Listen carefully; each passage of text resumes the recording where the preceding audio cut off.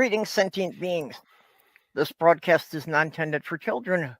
There will be strong language and adult themes.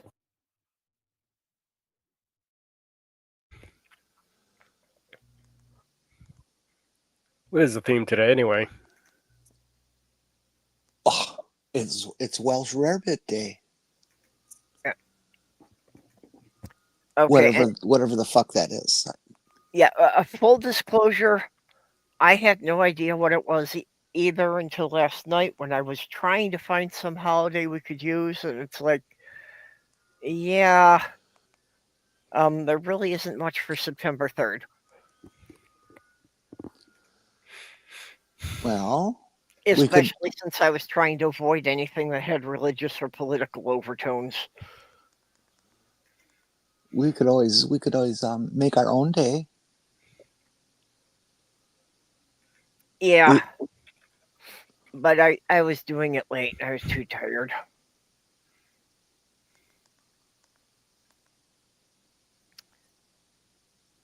Okay, so in the side chat, we of course have Greg Hartwick. Seems to be basically just a variation of open-faced cheese sandwiches. Yeah, my unfinished song, and Molly. Well, we need someone from England to clarify this for us. Rarebit, I mean, you want to say rabbit.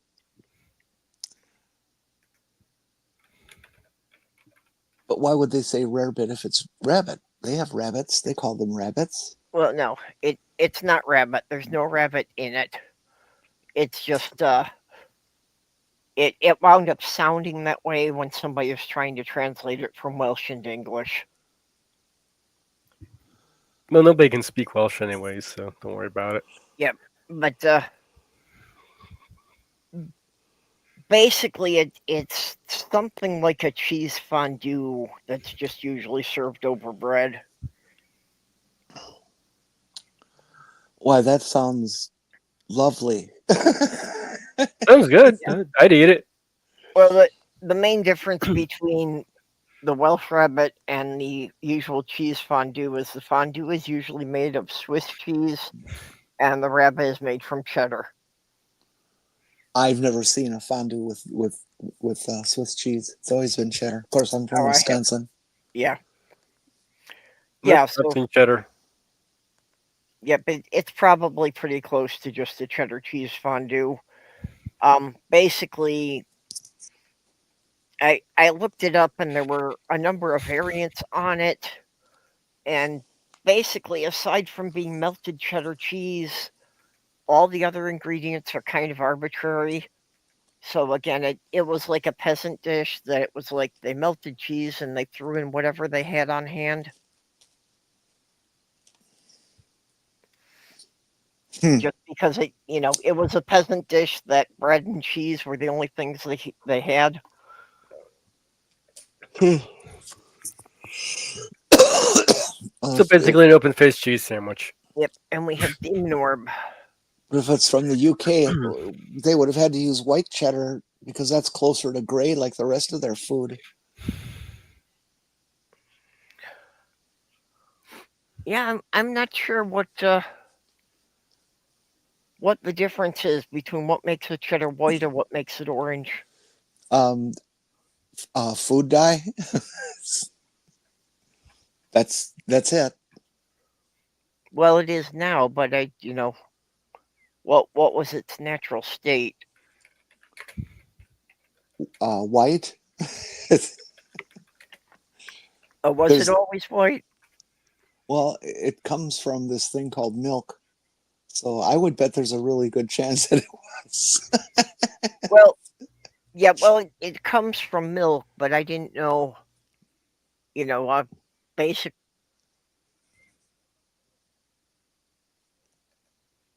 Hello? Purple? Purple. Are you, you're not hearing me? No, you disappeared. Yeah, he's kind of cut out there for a second. Oh, yeah.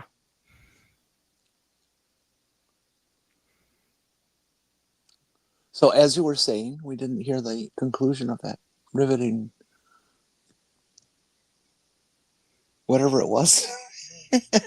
Not You know, thinking well today. I was just wondering if it was something in the process of making it into cheese, like something with the mold or something that turned it orange. Beta carotene apparently is what usually gives the orange color, or they add a dye. Mm-hmm. Hello, Tori and Randall. I don't really care what color it is. It's cheddar. That's all that matters. Cheddar. It's cheddar. CHEDDA. Cheddar. AH, I guess, is more formal.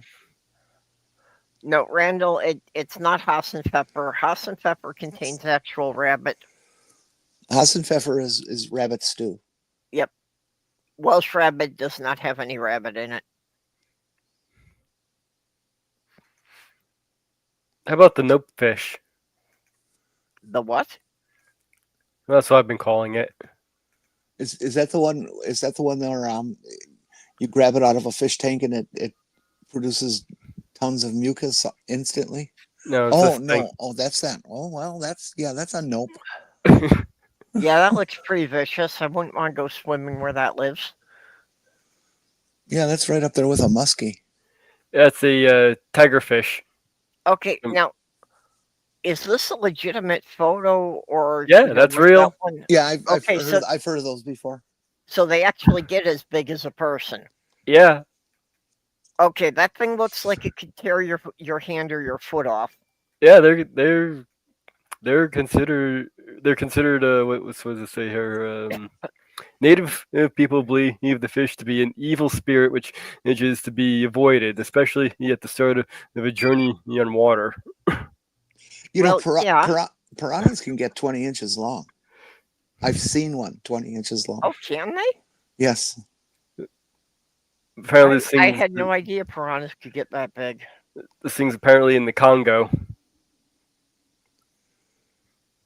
Yeah, there's a whole group of crazy people who like to go fishing, freshwater fishing for dangerous, scary fish. And that's one of them on the list. Yeah, this one is listed as the greatest freshwater gaming fish in the world. Yeah, I have never ever heard of any human being taunted or even frightened by a muskie. But they also will hit 5 feet long or so. I'm not sure what the world's record is. Yeah, so I think instead of calling it the Goliath tigerfish, we'll just call it the nope fish. Yeah, that works. I like it. It's actually a really good name. I wonder what they taste like. I'm guessing it'd probably be pretty good. I mean, well, you look at a northern or a muskie as a fish to catch. They're big and long, and but they've got so many fucking bones in them. They're just very difficult to cut up and fillet and cook and not have bones coming down your throat. Yeah, that's really the reason I don't care a lot for fresh fish. Is just because cleaning them and deboning them is such an issue. Well, you have to learn how to cut a proper fillet. If you cut a proper fillet, most fish have just a little series of bones at the top of the back that you can just pull right out. They're very visible. And they're gone. Salmon have them. A fillet is the answer. And people, you're wasting fish if you don't. No, you have so little meat left on the fish after you fillet it properly. That's just silly. well, even still, you have to be a little bit careful with the bones, those little tiny ones. Let's see, what fish was it they were talking about the other day? That's why the Ornos like canned tuna, because they eat mostly fish, and they think it's nice to have it already deboned. Well, there's bones in tuna. they're just so soft that they just break right up, and you never know you're eating bones. Yeah, well, that's the thing, that in the canned tuna, it doesn't. Yeah, that's what I'm talking about, in the canned tuna. Well, and actually the the tuna get pretty big, so I would have thought that Yes. the bones were big enough for them to pick most of them out. Yeah. Tuna can reach 400 pounds. Is the biggest I've ever heard of. Oh, actually, I heard of somebody catching a 600-pound tuna. Oh yeah. Yep. Damn. I mean, that's just fucking big. I like seeing pictures of those. What are they? It's called a sunfish. It's a ocean fish. Yeah. It looks like a big disc with a tail on it, like Actually, a plate with a tail on it. Yeah, actually, it more looks like it's gotten its tail bitten off. It's like the front half of a fish and the back half is missing. Yeah, that would be a way to describe it. But they can get just huge, like 6, 8, Yep. 10 feet or something like this. But Yeah. they seem real docile. Yeah, I'm surprised that those survive. It seems they would be such an easy target for, like, sharks and orca.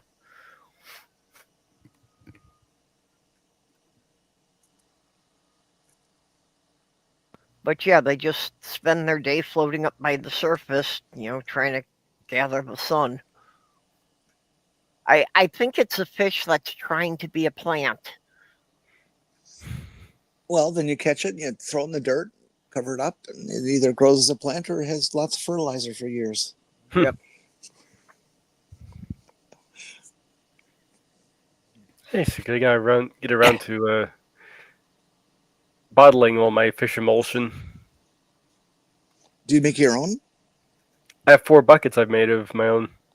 Oh, how lovely. Ah. That's such a wonderfully fragrant product. Oh yes, it is. Yeah. That's the reason why I've avoided opening it up and bottling it.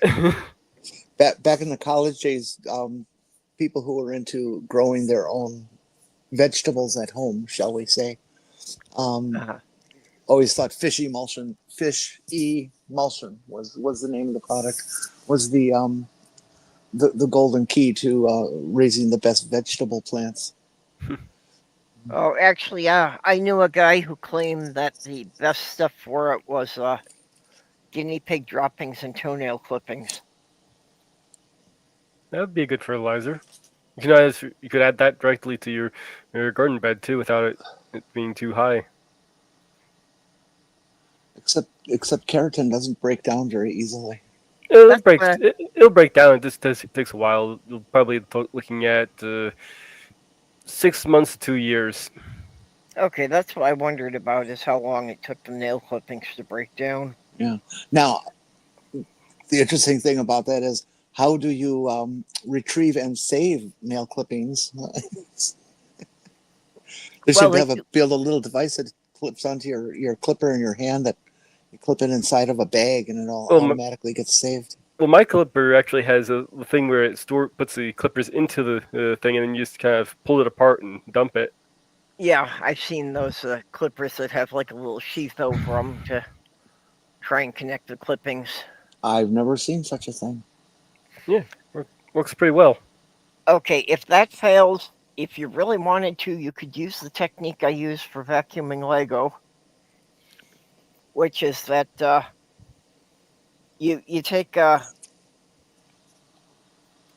stocking, like pantyhose stocking, and you put it over the end of the vacuum tube, so it gets sucked inside. See, that way I can vacuum my Lego, and if any small pieces get sucked up, they get caught in the stocking, and I don't lose them in the vacuum.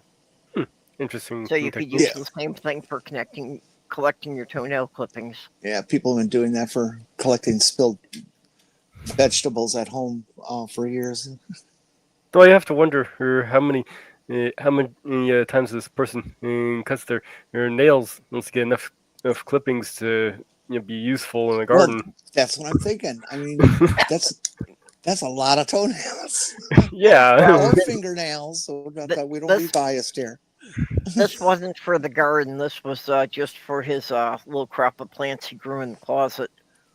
Yeah, that sounds pretty damn ridiculous. Still, you need like quite a lot. But this whole discussion okay, go ahead. I'm sorry. No, I was just saying that I just didn't care to ask questions at that point, because I was afraid that he was going to ask me to start saving mine and bring them to him or something. Yeah, that's a big nope fish. Yeah, I wasn't. Like I say, I just decided not to ask questions. What were Which you saying, Jenny? well, it brings me to the whole discussion of um, I believe it's the Chinese who are very much into rhinoceros horn as their special medicine in their folk medicine. Aphrodisiac. Yeah, Yep. and that's why we have such a problem with rhino horns or rhinos disappearing.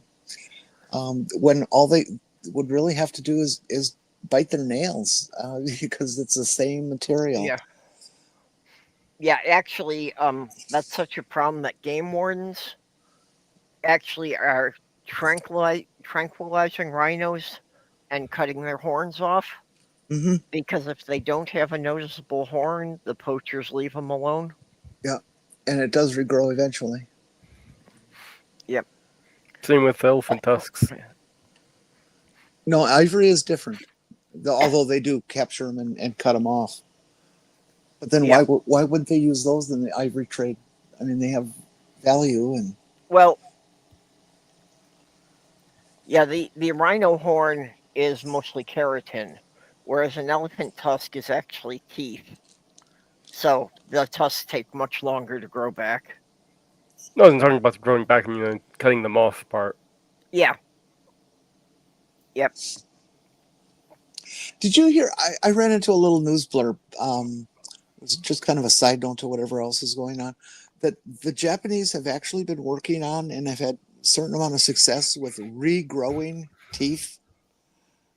Oh yes, I've heard about that. No, It I didn't hear. well, I've heard about it and I kind of oh yeah, okay, this is just another Entertainment Tonight bullshit story or something. But as it turns out, they've been doing actual research, and it comes down to a certain genetic chromosome or allele or something that they can turn on and off, and it will allow the human mouth to grow a third set of teeth. Oh, that Um, part I didn't hear about. yeah, it actually regrows them right in your damn mouth, and they attach to the jaw and the bone and everything, and are perfectly regular teeth that you create yourself. You know that is something that, like, if some university were doing research on it, I would even volunteer to see if that would work.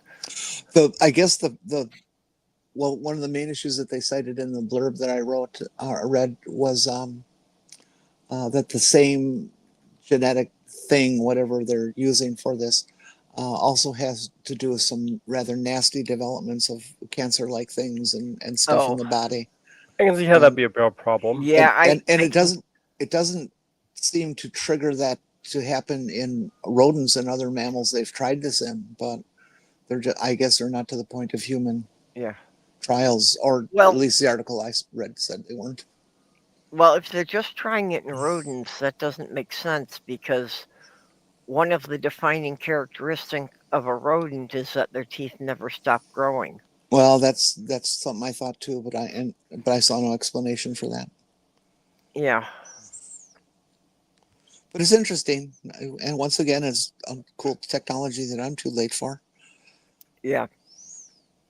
Well, I did hear a story once about this woman who was like 102 or 104 years old, and it was just a freaky thing that the doctors couldn't really explain, but she started growing teeth again, that she grew 4 new teeth after she was 100 years old.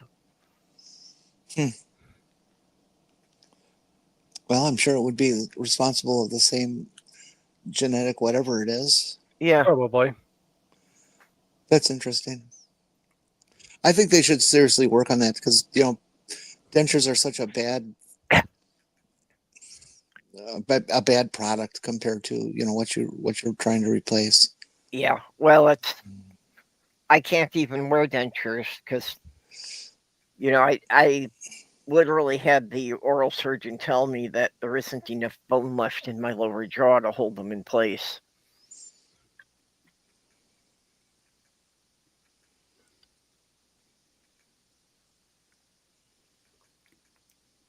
Spooky says maybe her wisdom teeth finally kicked in. Oh, that doesn't sound like a very smart statement.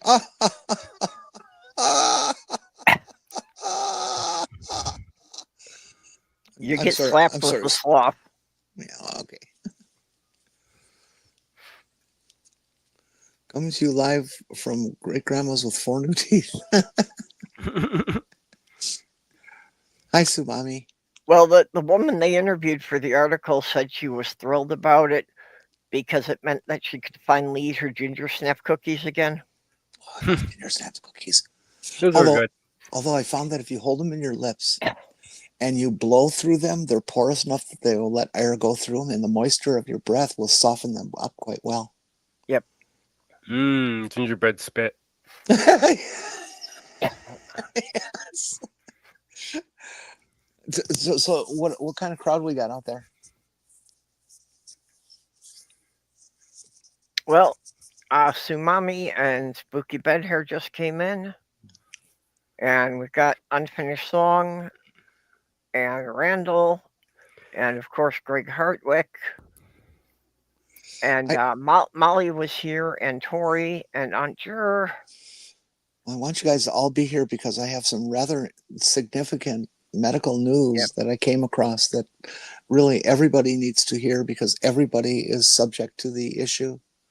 And I would just like to be able to help as many people as I can with this announcement and people's learning. Heaving Randy just popped in. Well, you tell me when you think there's enough people. Well, we got 12 people watching, which is usually about as high as we get. Okay. Oh, and Demon Orb. I forgot Demon Orb. Well, okay. I suppose I should read a quote, shouldn't I? Yeah, let me go find the quote.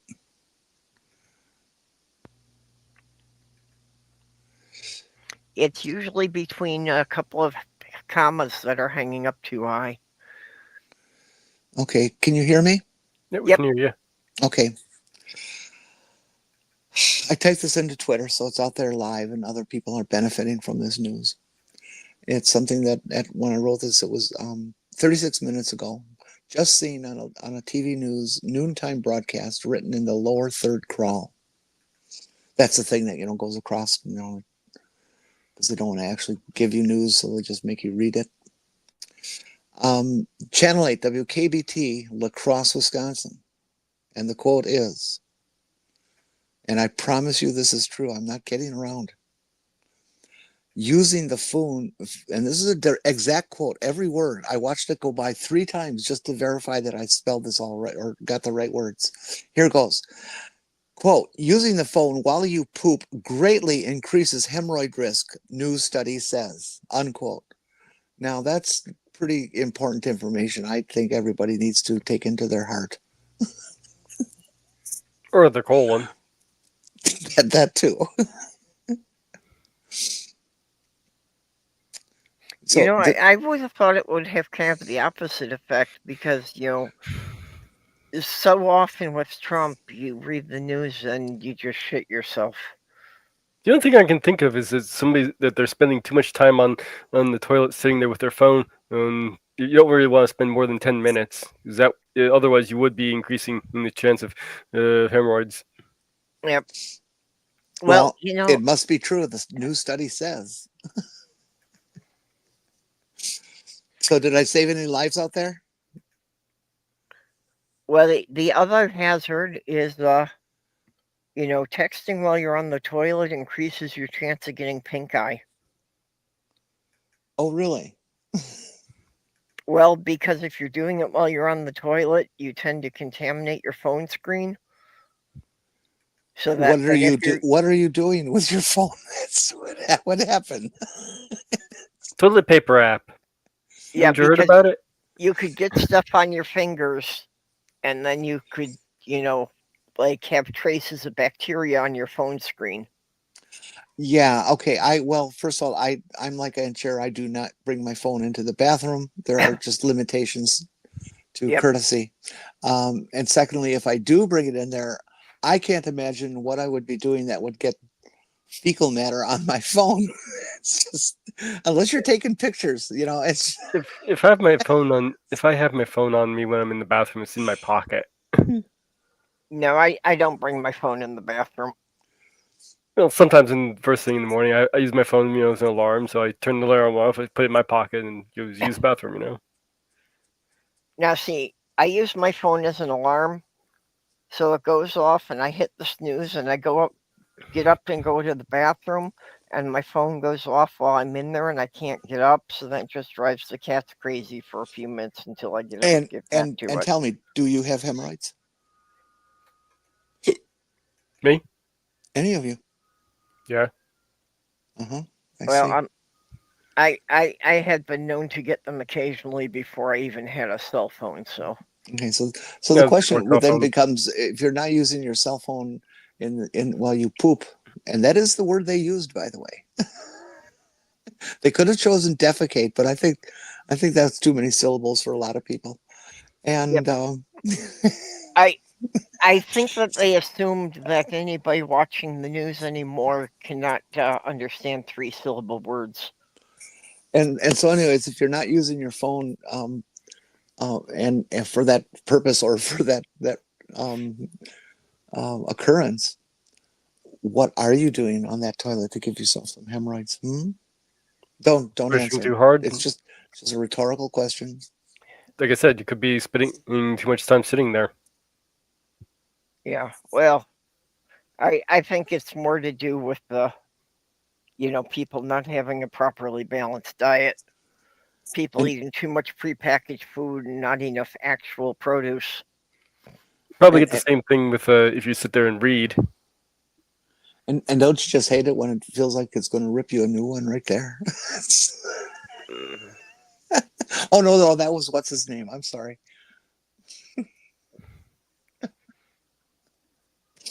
Okay, apparently somebody needs to explain to Sumami what hemorrhoids are. I am not volunteering.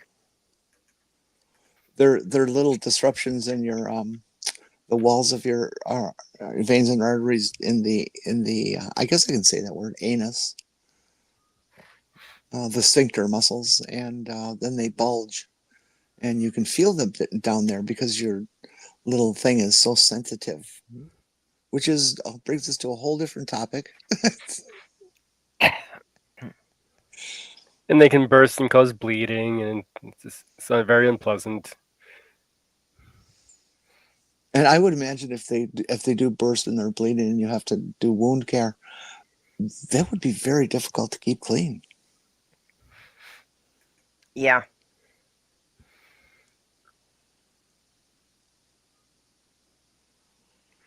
One, two, three, not it? I don't get it. When I said not volunteering. Oh.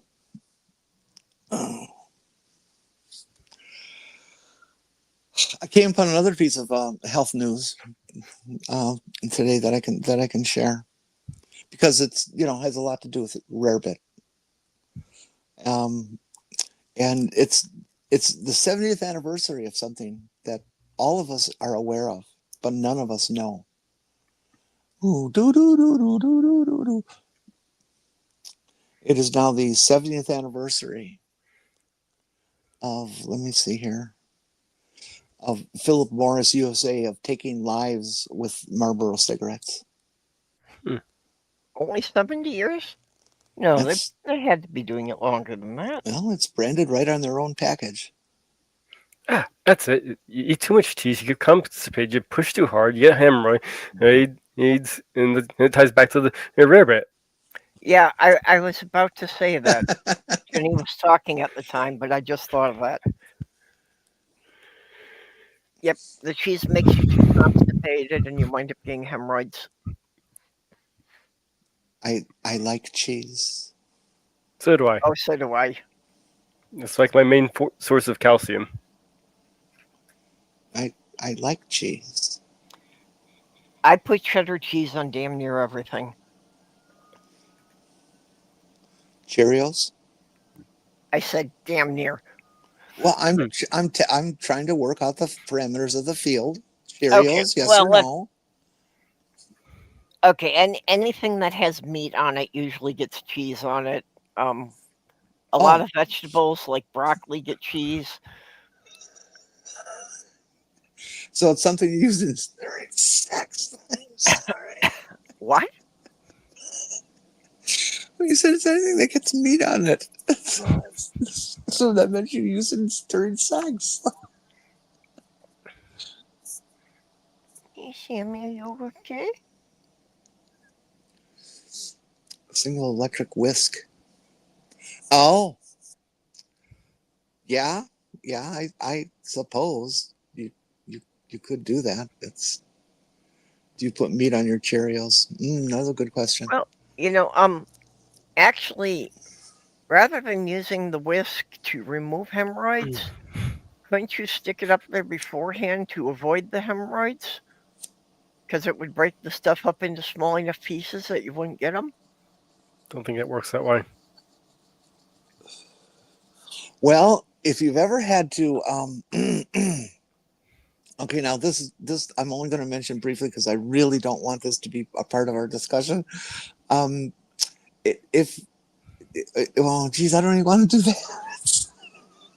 Sometimes in an emergency room, people come in and because they're terribly, terribly impacted, constipated, and the impaction has to be removed manually. And usually the medical students or nurses in training get to do that. Well, yeah, of course. That's the lowest ranking person is going to have that job. Who drew the short straw this time? Yeah. Oh man, I did it last week.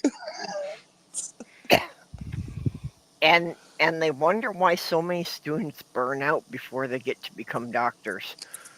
Well, it was not just doctors. It was those sorts of things I had to do in nurses training that got me to say maybe nursing is not my field. Yeah, same thing. Why we have a shortage of nurses, because they get to that point and decide, no, I'm not going to be doing this for the next 30 years.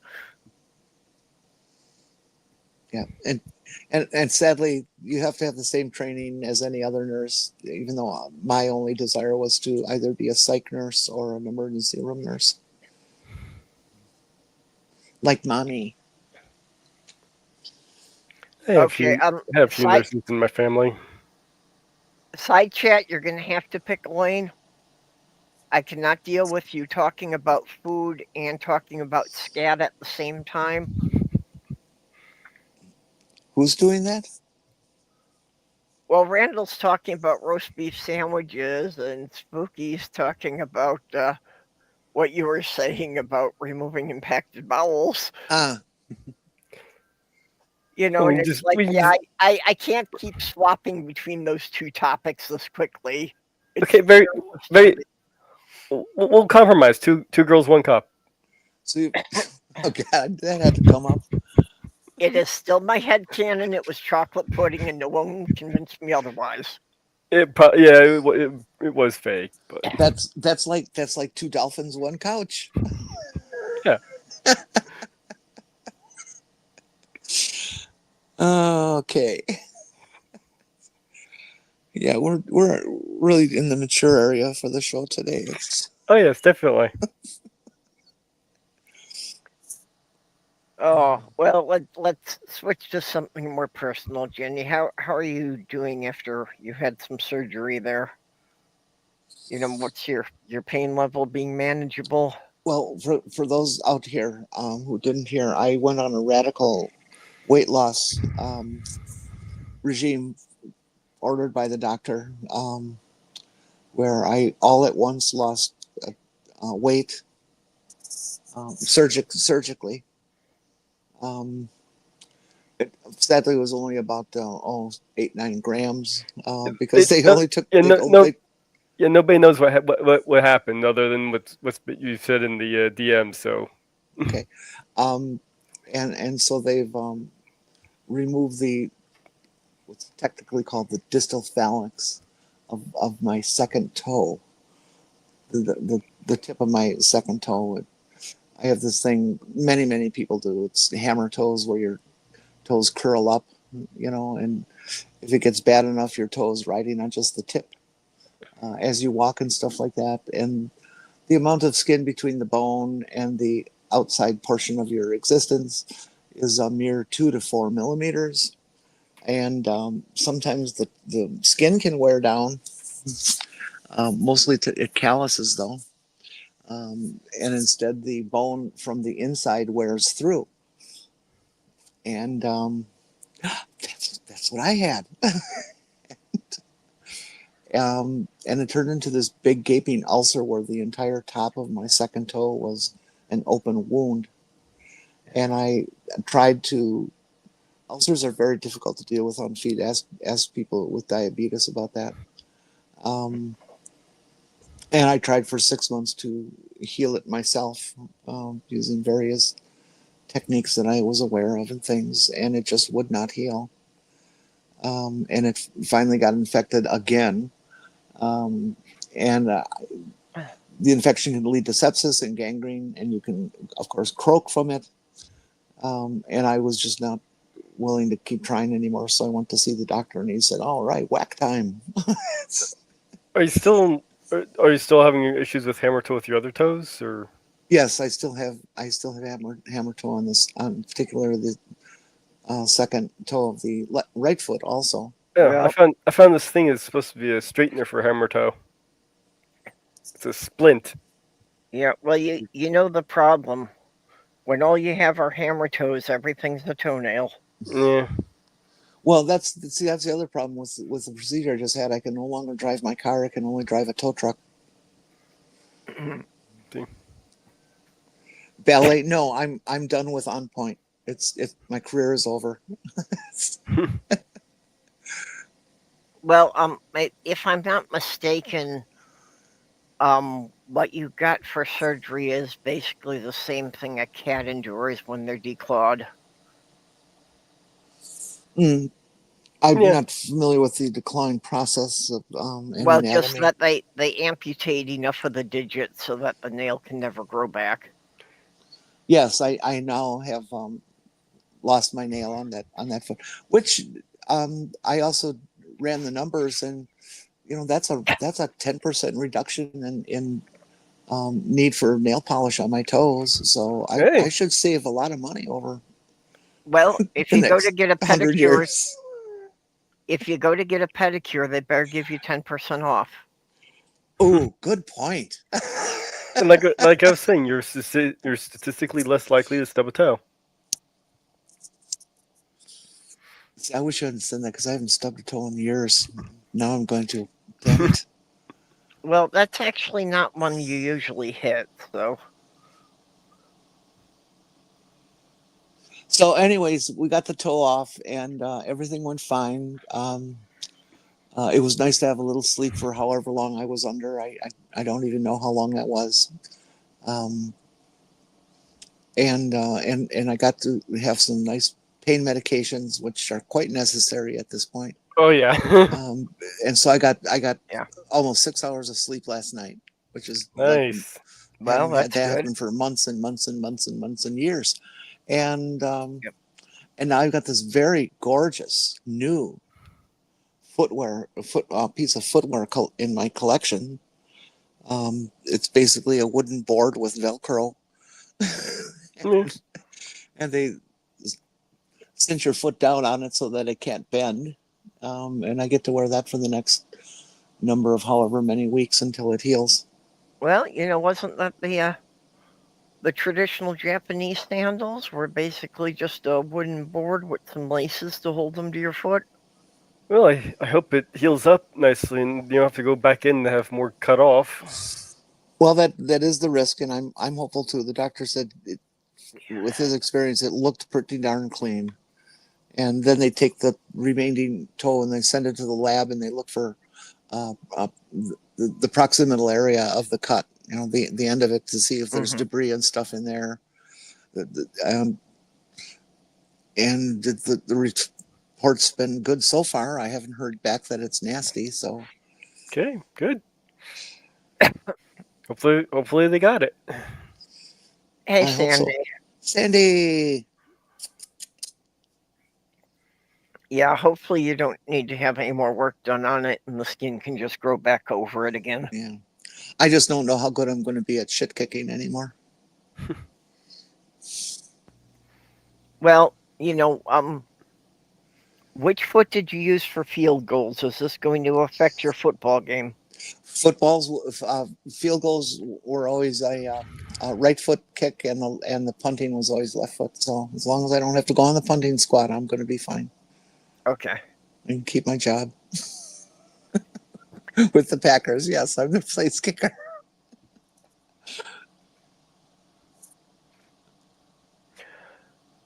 Oh, Let's see. Since we've fallen into this, I wonder if I have any other health things I should mention. Nope.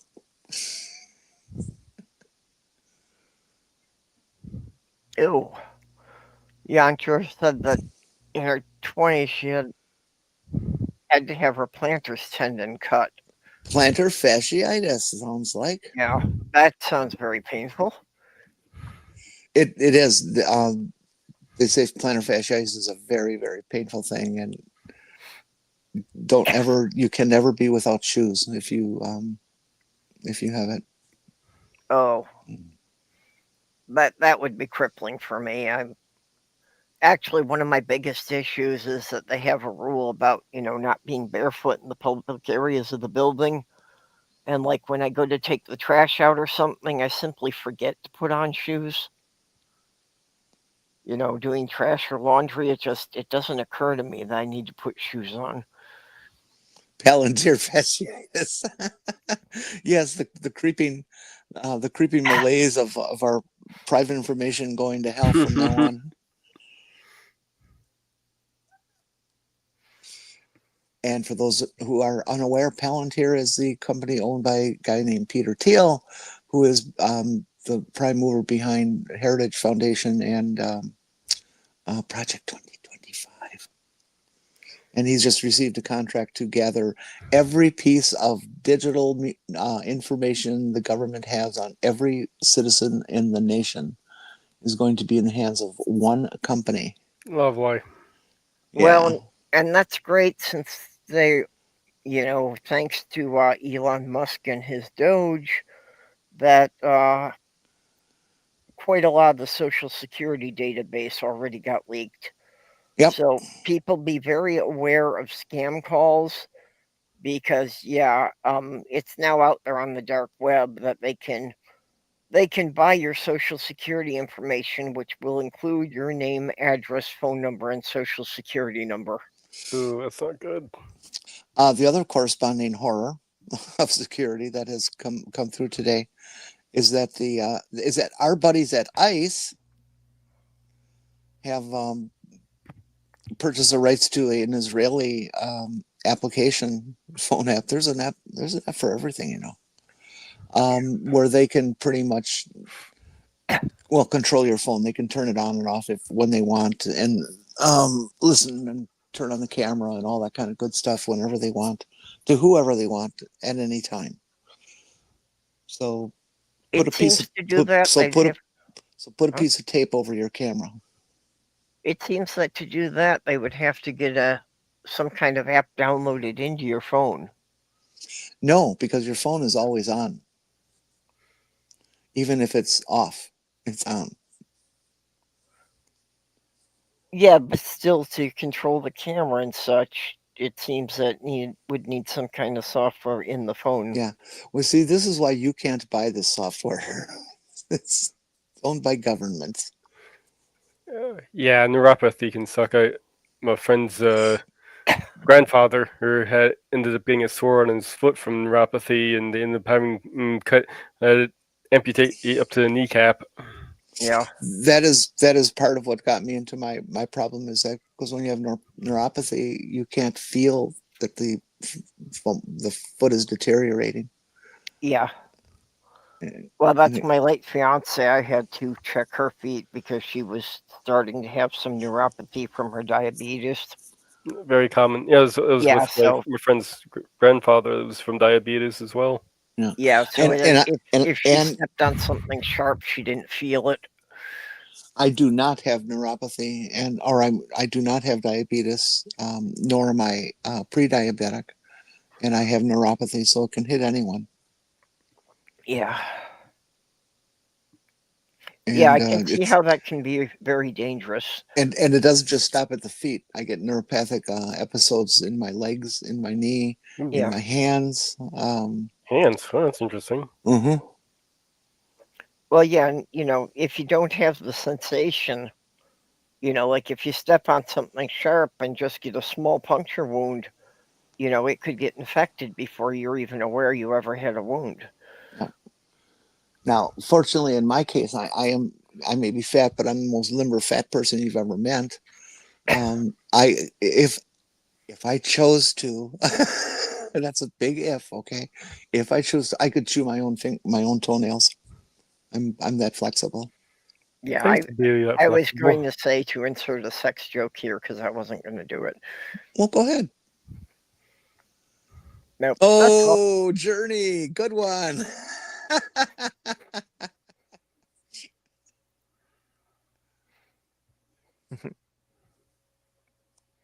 Well, it's a soloist. Ooh, type 1. That's a hard way to live, Randall. I feel for you. I had I three cousins who were type 1 diabetic. I'm not clear on what the difference is between type 1 and type 2. Type 1 you basically get as an infant, and type 2 you get as a person who doesn't eat well or exercise. Okay, is that all just the stage of life you get it at? No. No, it's how it attacks you and what it does to you as well. Yeah, well, I'd say there is a lot of the type 2 diabetes in my family, so Yeah, I've been yeah. kind of watching for that. They don't eat well or take care of themselves properly. Where type 1, it's you're a victim of the disease. There's nothing you can do to stop it. It just happens. Yeah, I think it's genetic, but I don't recall for sure. I think it's a yeah. recessive trait type thing. But Well, and I don't know. It can be. actually, I was to the doctor last week and my weight had been, gradually but steadily dropping. And I don't know, I'm hoping their scale was just off because it actually said I was heavier than I've ever been in my life. We had this classmate, uh, Patty Smith, we'll call her. Um, God, she was just such a very, very bright woman, very, very, very pretty. I had a crush on her. And over the summer, she came back perfectly normal, from a perfectly normal kid to almost 200 pounds overweight in one summer Mm, from diabetes. I don't know the pathology behind what caused it or anything like that, but it was, obviously going to destroy her life, or yeah. affect her life for the rest of time.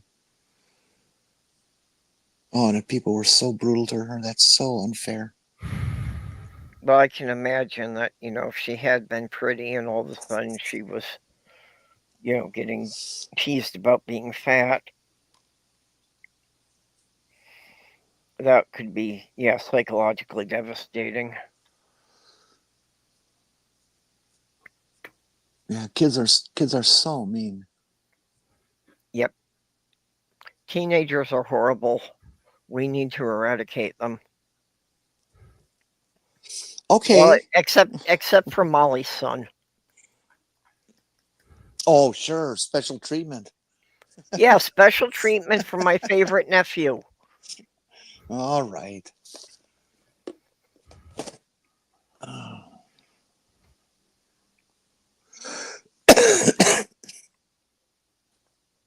He comes over and hangs out with me, and he's the only one I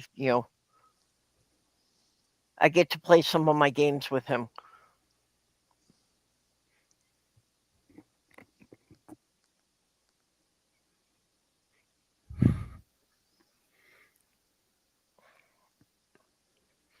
Yeah, that is true. That the kids learn most of that from the people they live with. Yup.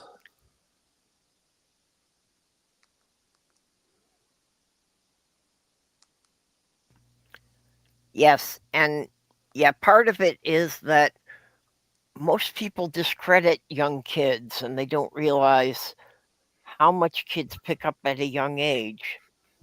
But it's like, you know, most of their personality is formed before they're 5 years old. So, yeah, you really got to be more careful with them when they're really little.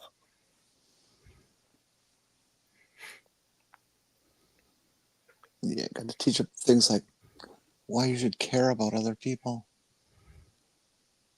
Well, this is why I have such a big disconnect with my family because, it's like I was never safe at home. When I was less than 10, I was being bullied by teenagers, that I lived with, and nobody did anything to stop them. So is it a wonder that I didn't form any strong emotional attachments to anyone in the house?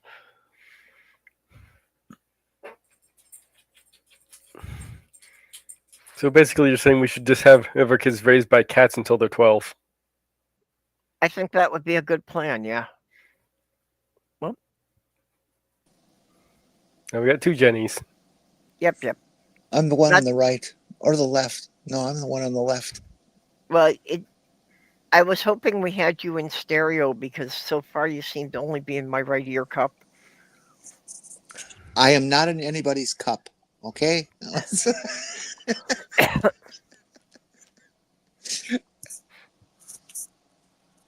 Two girls, one Jenny. Well, Yeah, I'd be she would okay. enjoy that. Yeah, I could see that. That would work. For me, not for them, but you know.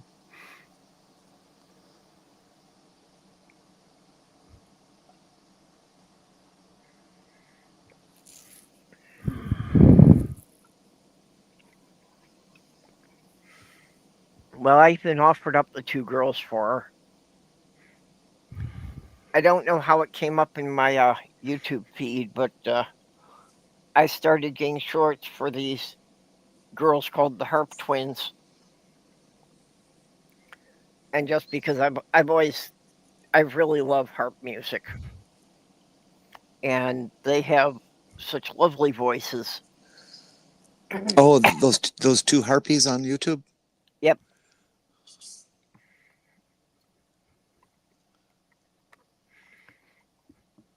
And I mean,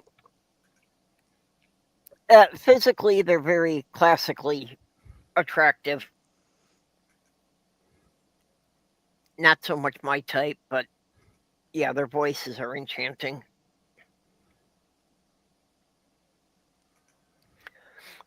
Oh, I saw another great TikTok video. This couple made this video. It's a time lapse kind of thing.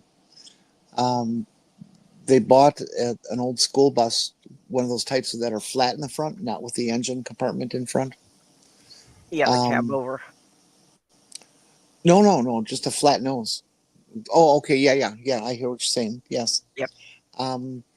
And of course, they stripped it all out and made it into a RV for themselves, where they're now traveling the country, and living. They're just, I guess they are either independently wealthy or something, but that's all they're doing is they drive around the country because it's the cheapest way to live.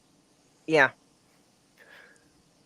Well, And boy, did they build it into a luxury, just a gorgeous. Yeah. I mean, it's better than most houses I've been in. If I had the money to invest in the project, I would love to do that and just travel across the country and just, see like all the national parks and all the museums. I saw another great video of a guy who did that with his grandma. That he handled all the arrangements and I guess driving duties or whatever. But him and his grandma went to every national park in the country and to spend time. Mm-hmm. Sounds like fun. Yeah. Yeah. Wouldn't that be cool? Well, that's I would just love to see all these animals in their natural habitats. It's just astonishing to me to see people who love each other that much that they would do that together. And going it's unfathomable to me. Going to the national parks, I am smart enough not to try and pet the fluffy cows.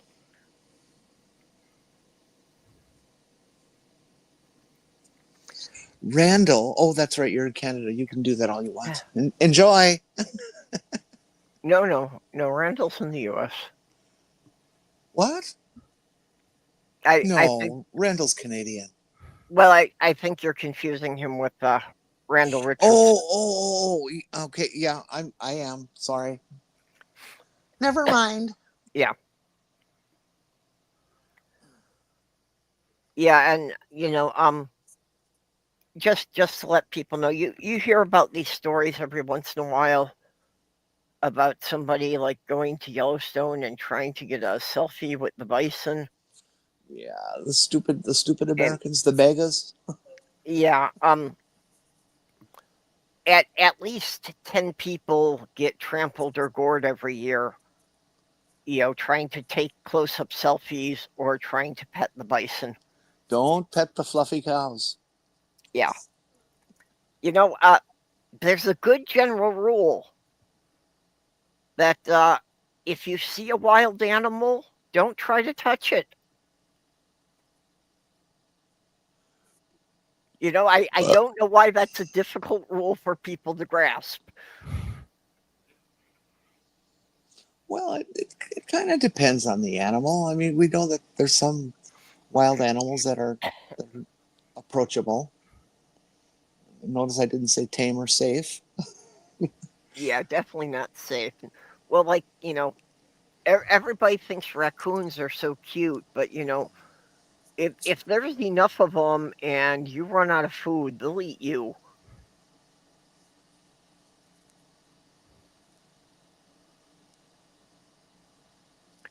Especially not pandas.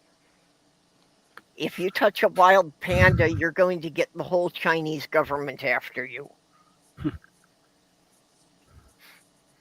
For people who were not aware of it, all pandas are owned by the Chinese government. Any pandas you see in U.S. zoos are only being rented from China. China will not allow anyone else to own pandas anymore. Hop Sing's Rent a Panda. Hop Sing was the character name of the Chinese slave cook in Bonanza. Yep.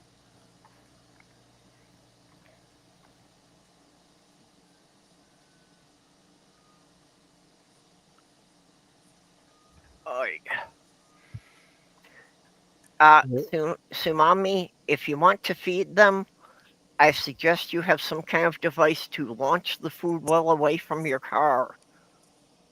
Because a lot of them, if they get used to the food coming from you, they will come and break into your car. Oh, what, raccoons? Raccoons are not going to break into a car. Bears, that's a cinch for them. No, I think she was just talking about wild animals in general. Oh, or her neighbors. We don't really know the people.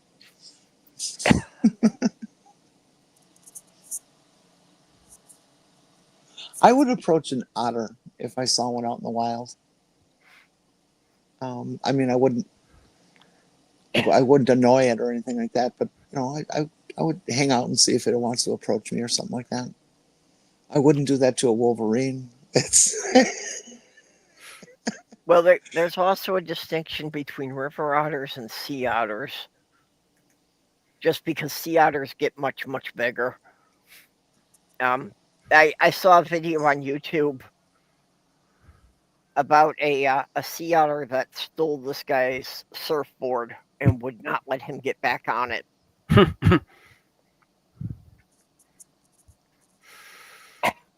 But yeah, the sea otters can get to be about 6 feet long. The river otters that we have here in Minnesota, only get to be about the size of a cat. And they're so cute. Oh, and they talk are so cute.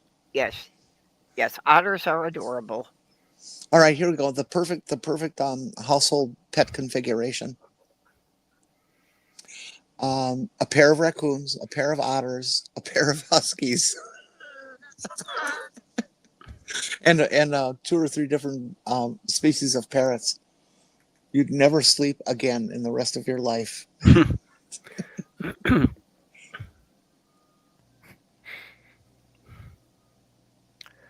Although, otters, even for looking cute,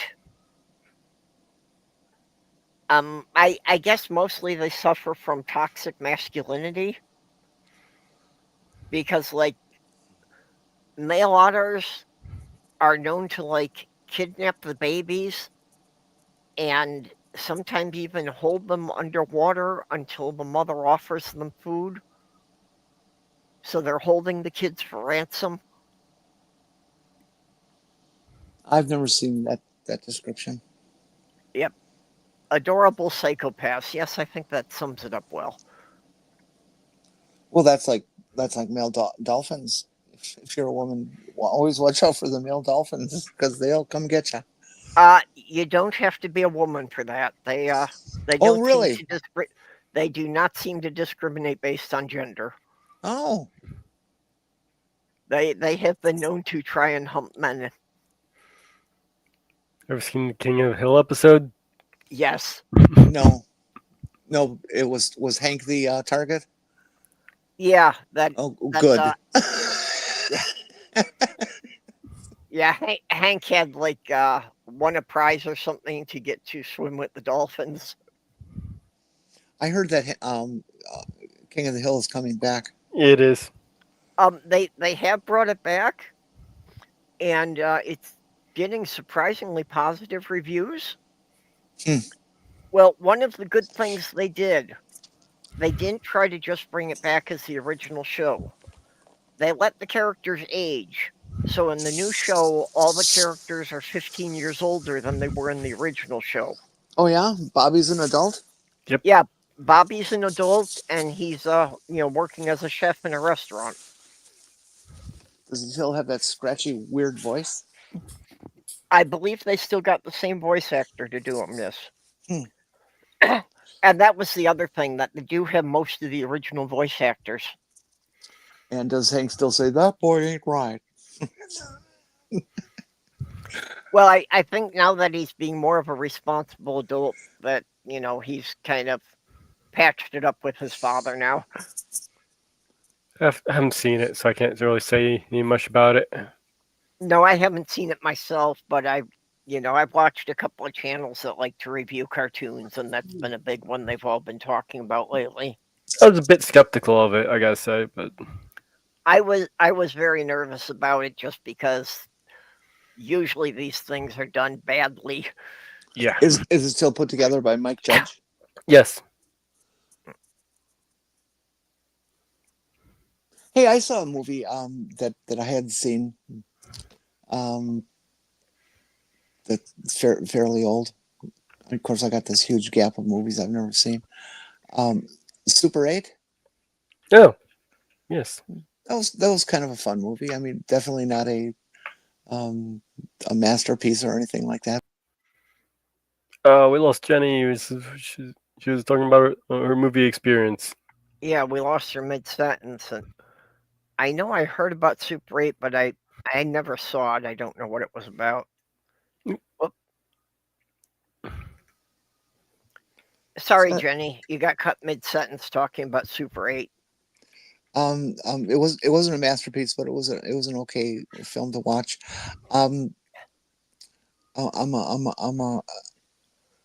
No, I forgot what I was going to say about it.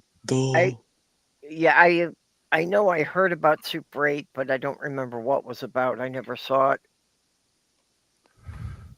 There was actually a surprise from J.J. Abrams for such a gaping mistake, but they played it like the film these kids are making have sound on it. And 8mm never had a sound strip on it. Although there was an attempt at making sound strip 8mm cartridges, but it absolutely failed. It was not popular at all. Yeah, when I was in high school, I had a Super 8 camera that I was experimenting doing animation with it using the like the Star Wars action figures and such. Yeah, basically, some kids using their Super 8 camera to film some aliens Ah, or an alien. Unknowingly, just by chance.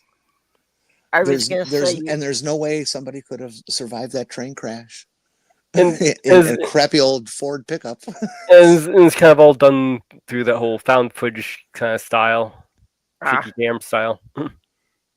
I was gonna say I would have thought that the aliens would have had technology more advanced than Super 8 cameras. What was most surprising about the film being shown here is it was shown on PBS, and so there were no commercials, and it was like, oh, this is nice. I like this. PBS in this market, I don't know if it does it in others, probably does somewhere. Has a film or two of the week where they pick a classic. It started out with just classics, but now it's a much wider range, and they play the popular movie, and it's kind of fun to see stuff on TV at home with no commercials. Yeah. Speaking of, Trump did manage to defund PBS. Mm-hmm. So just to throw this out there, people, that local PBS stations across the country are really struggling. Yep. So, that's something that if you have some extra money to spare, try and send a little bit to your PBS station. The Corporation for Public Broadcasting is gone. Yeah, there basically is no national organization. All the local stations are pretty much independent now. Oh, jeez. Yeah, it is really sad how this son of a bitch has installed himself in the middle of our culture. Yep. That everything is about him, and what he thinks it should be, and it's like, you motherfucker, shut the fuck up and die already. The orange shit's staying on America. Unfinished. I hope it goes well for you. That everything goes smoothly. Yeah. Well, it's the fascist playbook.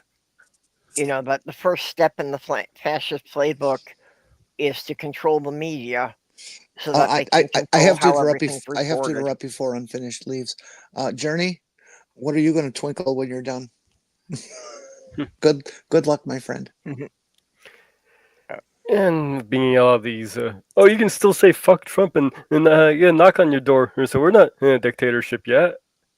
Yeah. Yeah, just because you maybe disappeared to El Salvador or some country you can't even pronounce. Well, it's not even that. I mean, the man is, I'm going to rename the Kennedy Center. I'm going to be the chairman of the board of the Kennedy Center, and I get to decide what they do on their stage. And it's like, look, you fuck, you're a tasteless coward. Yep. Don't you tell us, the rest of the world, what we should and shouldn't do. Well, you're a putz. You're just a putz. And as a result, for the first time in the history of the Kennedy Center, there are performers who are refusing to ever be there. Mm-hmm. Even Tom Cruise refused an award that was going to be given him through the Kennedy Center. He says, I won't be associated with Trump. Yeah. Which is actually pretty admirable for who I thought he was. Yeah, I'm surprised from him for that. Yeah, because, well, among other things, Top Gun was just a promotional commercial for the Air Force, but no, Navy. Or Navy, okay. But yeah.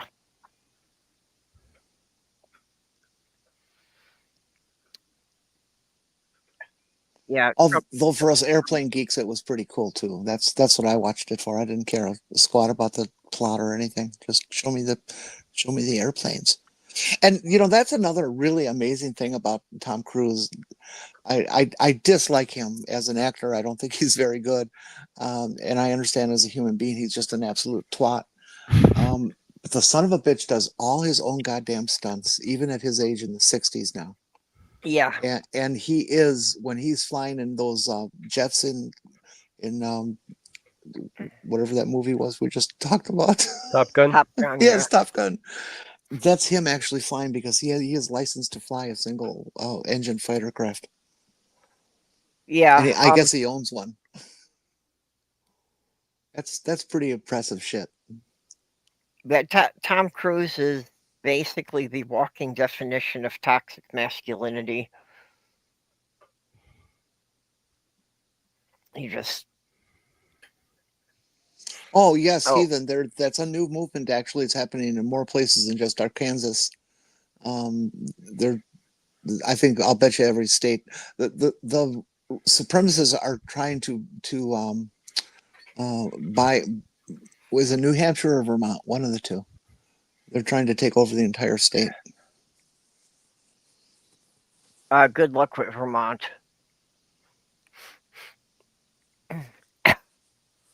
I suspect it's New Hampshire with, Bernie baby being in Vermont and all. Yeah, well, Vermont has Bernie and Ben and Jerry, so yeah, good luck with the conservatives taking over that one. Nobody's going to let them screw with the ice cream. But yeah, I had heard about White's Only Town. I didn't hear enough about it to know how they were doing this, because, Well, it's easy. They pick an area that's unpopulated, and they populate it and take control of the local politics, and then it's theirs. Yeah.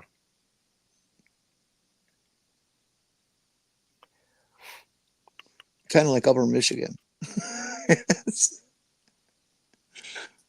I mean, northern Michigan, not Upper Michigan. Sorry. Okay, I was going to say that's not true, because when I lived in the Upper Peninsula, we had 6 black people in town. I know, I personally counted them. That's more than we have here in town here.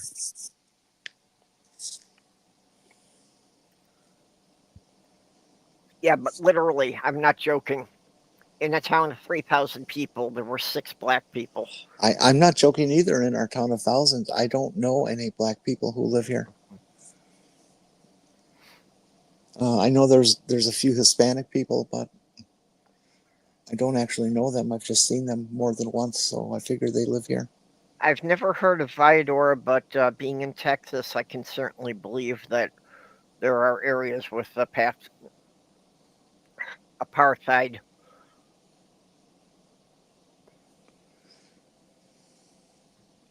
I have to hobble to the bathroom.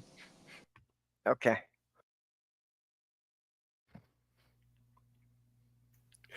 Yeah. Let's see here. Members have espoused racist and anti-Semitic views. He has repeatedly praised Adolf Hitler and the Nazi Party. They've raised hundreds of thousands of dollars, and their movement is growing. That's inside the whites-only community in Arkansas.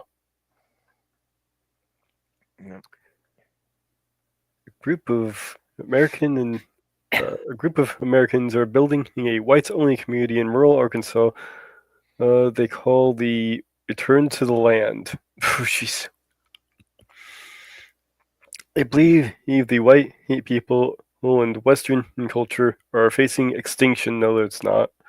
Due to an influx of immigrants and minorities. Western culture is immigrants and minorities. Built on. And according to the group's founder, access to the community is open only to people of white European ancestry who share common views on topics such as segregation, abortion, and genetic identity. Well, I guess I'm out then, even if I have white skin. Yep. Okay, Maid, you just made me realize it's not Jenny. I think my headphones are going. Your headphones? Yeah, the left ear cup of my headphones was cutting in and out while you were talking. Oh, shit. So it's like I'm only hearing clearly from the right side. I may have to get a new headset. Well, these headsets aren't that expensive, at least. They're not, but I still have a rather crippling bill from when Petunia died. Hmm. Because the emergency vet wound up costing $1,300. Yeah, put it on your Amazon wish list. Maybe we'll get it for you. Yeah, I suppose I should. I should go and just add them on there and just see if anyone's feeling generous.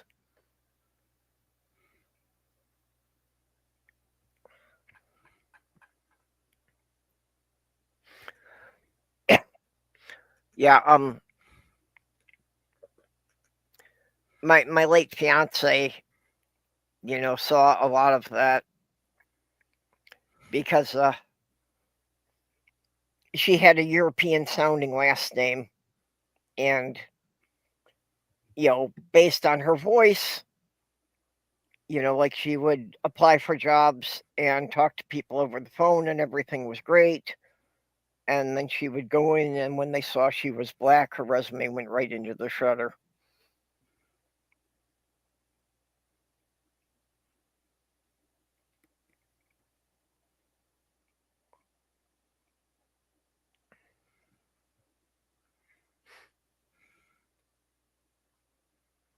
White presenting? Is that where we're going?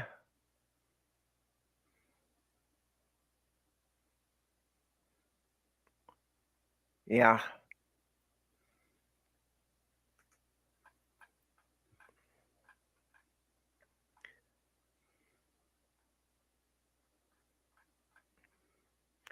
Yeah, I would love the idea of us, like, all being able to come together as a community and buy some land somewhere, and just start building our own houses. Let's just create our own town, where we can, like, all elect an atheist town council, and then we'll do the same thing, and we'll expand and eventually take over the entire state.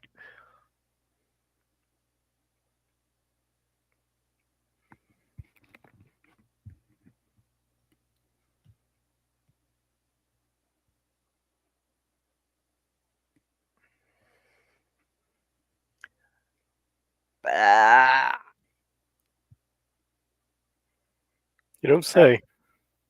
yeah, we need a new topic. I was looking for something, but Let's see, what do I have here?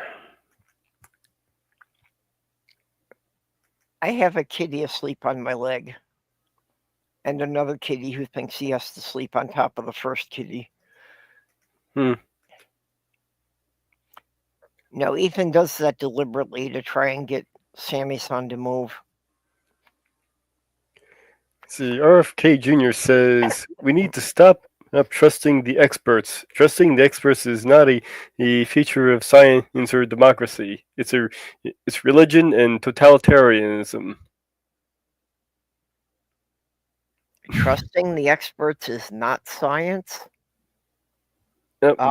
I think that's really one of the core tenets of science is trusting people who know more about a subject than you do. I love the example this person gave. Let's see, get the screen up here. I'm back. Hello. Hello, back. I love this. This is a pretty good example here. We need to stop trusting the experts. Trusting the experts is not a feature of science or democracy. It's a feature of religion and totalitarianism. So we reject brain surgeons or totalitarian experts. Try DIY a neurosurgery. Good luck. Yep. Then Well, get knowing. Then again, this, DIY neurosurgery is perfectly okay as long as you don't mind a little, facial tick here and there.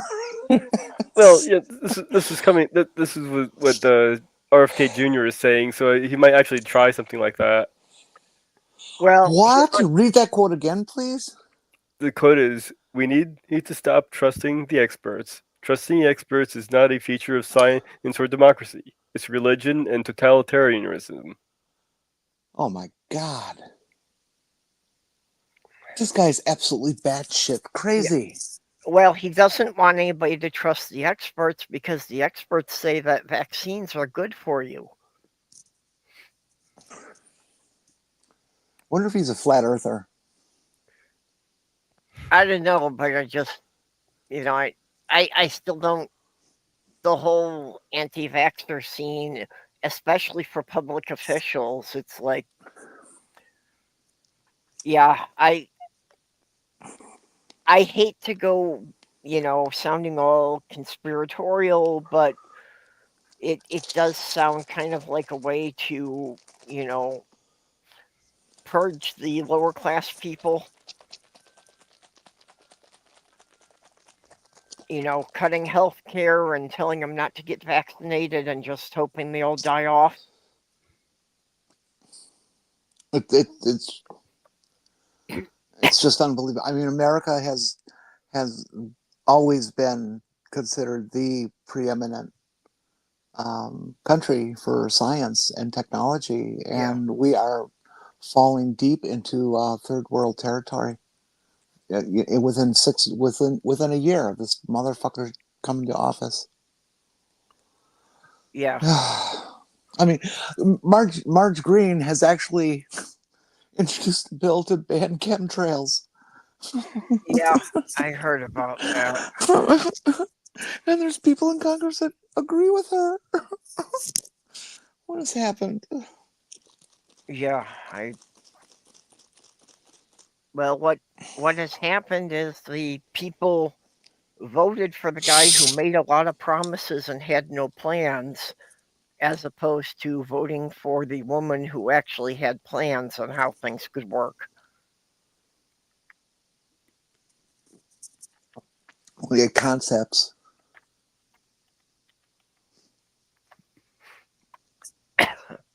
Well, he had concepts of plans. Yeah, and like was stated earlier in the chat that at this point,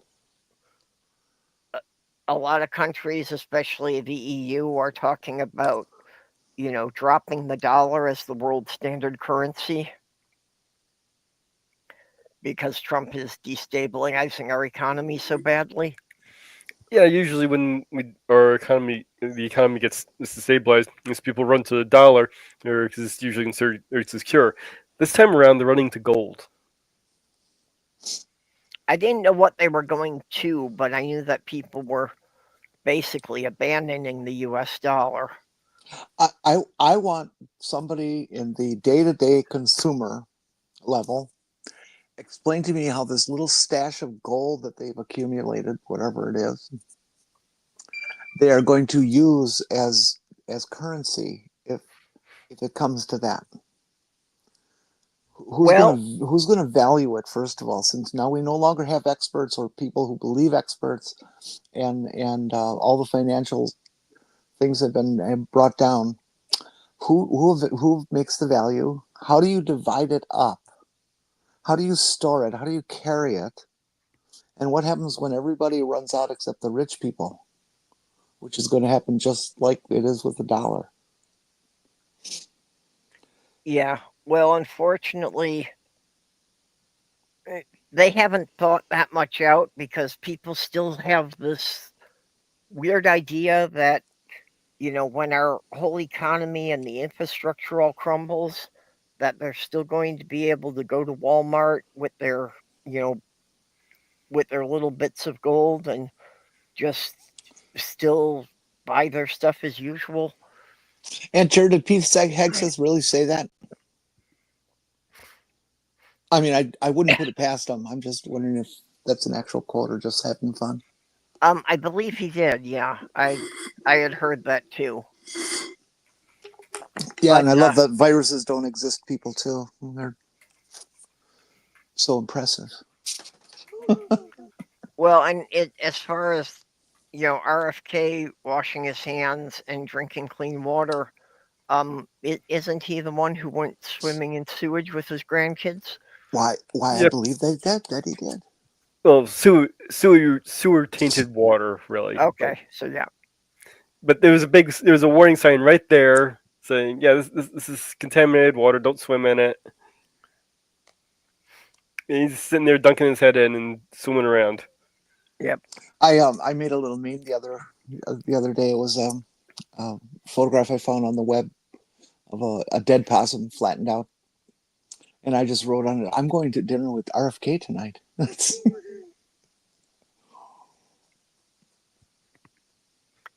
I mean, Trump is he sending cut the troops to Venezuela. I didn't hear about him sending troops down there, but yes, that the U.S. just wants all the oil. Let's see here. Fox host says he hasn't washed his hands in 10 years. Lovely. Jesus Christ. And I think I saw something in here about Pete Hegseth that doesn't wash his hand and says that's how he inoculates himself.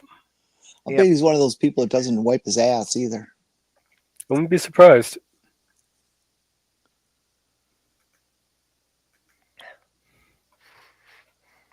God. I got to get to Canada. Please help me get to Canada. Somebody, let me be your adopted child. Okay, somebody must have been listening to me all these years and stole my idea.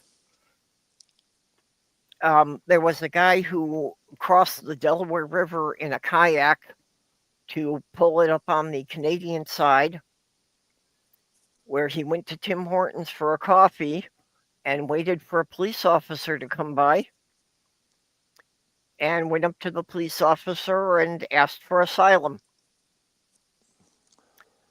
And Canada's response is that, he has to go through the normal immigration procedure, but they gave him like a temporary 2-year visa so that he can stay in Canada while they're sorting out his case. Yeah, because that's what the international agreements have stated, in which is also one that the United States is involved in, which is why we have all these people here who have asked for asylum but don't have papers yet. But instead, the right wing calls them illegals when they're not. They're here legally. International law. Yep. God almighty. 77 million people. How do we even... no, I better not say that. I almost got your show. Take it off the air.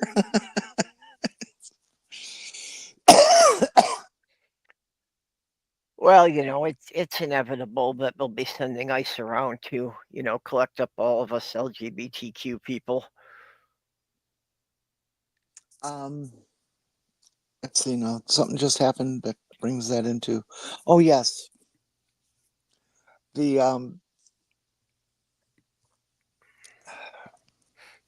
anti-porn people are writing the laws in such a fashion that it defines being LGBTQIA as pornographic, and that the culture will be able to do with us as it pleases, because we're just pornography and against the law. Yeah.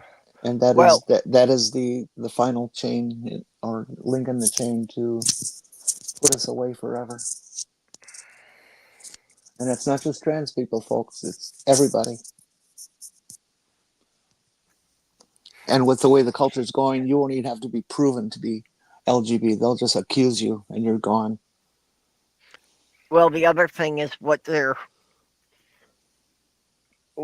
did in DC to get rid of the homeless people was saying that they could, basically force them into mental institutions. So I was figuring that they were just going to use that, and they were going to go back to calling being gay a mental illness, so that then they can just lock us all away in mental institutes. Well, that's part of RFK's job, to get rid of the experts so that they can do these sorts of things Mhm. with impunity.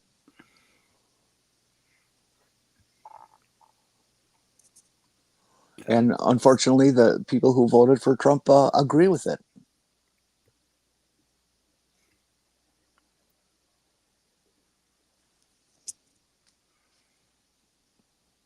And they don't have to face the fact that there's LGBTQ people, because any of their children who came out as such as have been kicked out of the house and disowned and no longer exist. You are dead. You are dead to me. Mhm.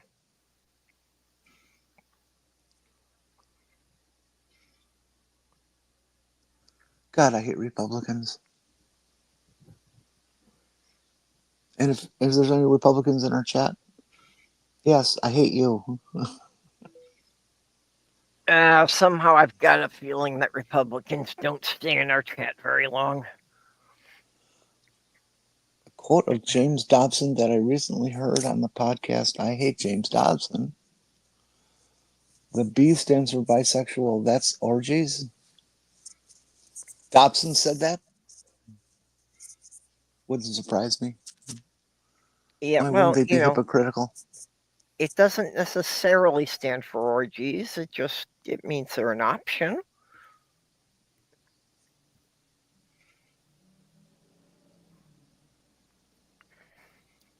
Yeah, yeah. Trump is trying to make the U.S. into a world empire.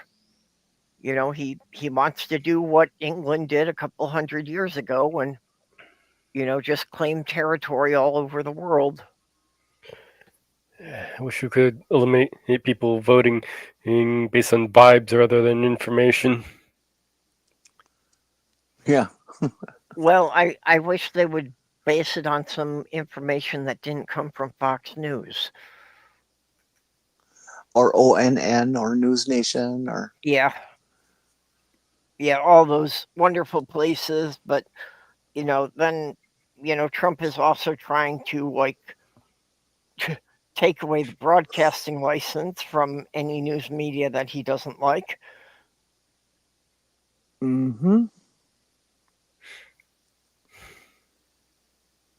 And him be such a, sterling character of reality TV and just expert at the whole show business, Yeah, making judgments about people like Colbert and Kimmel, and well, they're not funny at all. No, dude, they're very funny, but you are the joke. yeah. I am so pissed at Paramount that they have just kowtowed to Trump in every way, and it's like they said they canceled Colbert's show because of ratings, but he was the highest rated show in that time slot. So that was not a business decision, except for the fact that it would appease Trump so that he wouldn't bother them.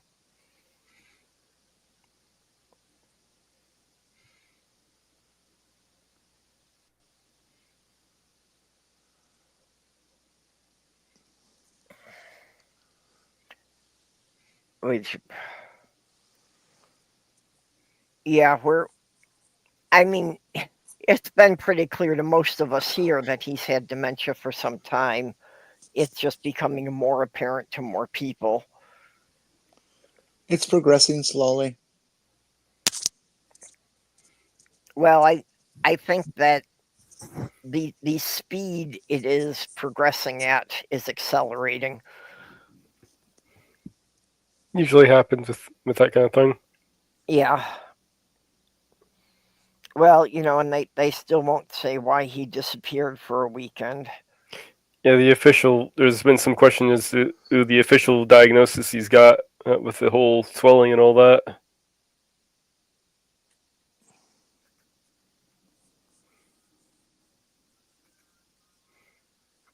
Might be something a lot more serious. And the whole swelling is just one symptom of it.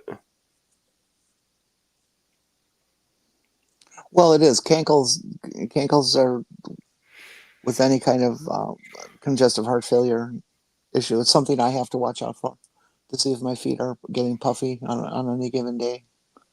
If ignored, I can end up with cankles just like him. Yeah. Oh, Um, I got to step away for a moment. Story going around and to say he had a stroke. He was suffering from many strokes. mm-hmm. Yeah, I saw some analysis that gave some good evidence to him having had a small stroke. Transient ischemic incident, which a lot of people have. I mean, little bitty mini strokes can have, and you can go by almost virtually unaffected, but they build up over time.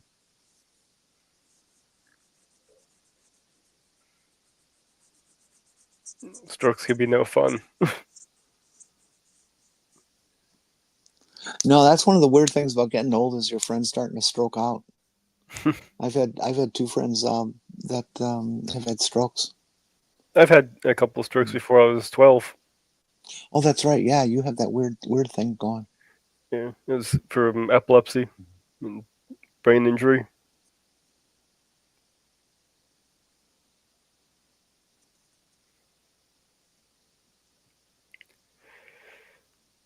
Not fun.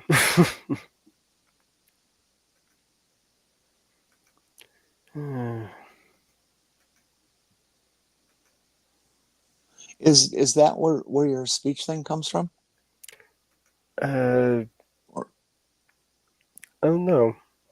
It's kind of hard to say. The first actually had the first stroke I had was at birth. Jeez. Then I had another one when I was 11, and from epileptic seizure. Holy fuck. That's awful. I'm so sorry you go through that. It did affect my left side, so I always had trouble, walking and all that. So is that the whole nature of your disabilities then? Is kind of stems out of that? No, it's actually officially social anxiety disorder.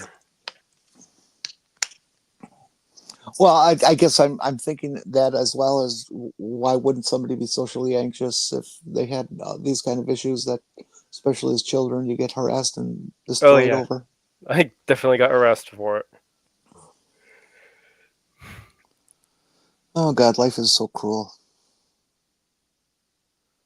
and it's always the good people that suffer from it.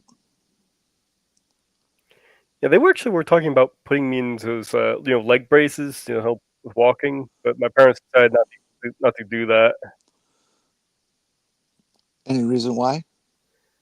I don't know what their reasoning was.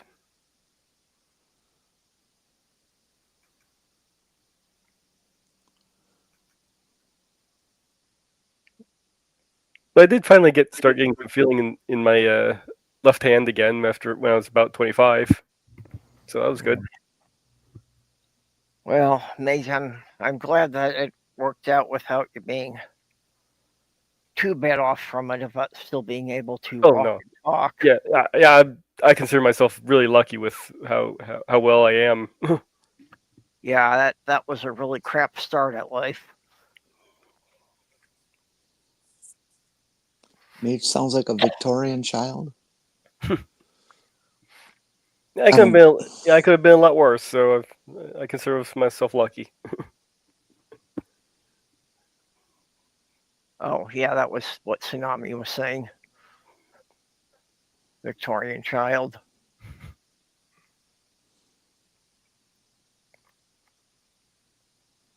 Yeah, Trump is making Canada nervous. I think Trump's making the whole world nervous.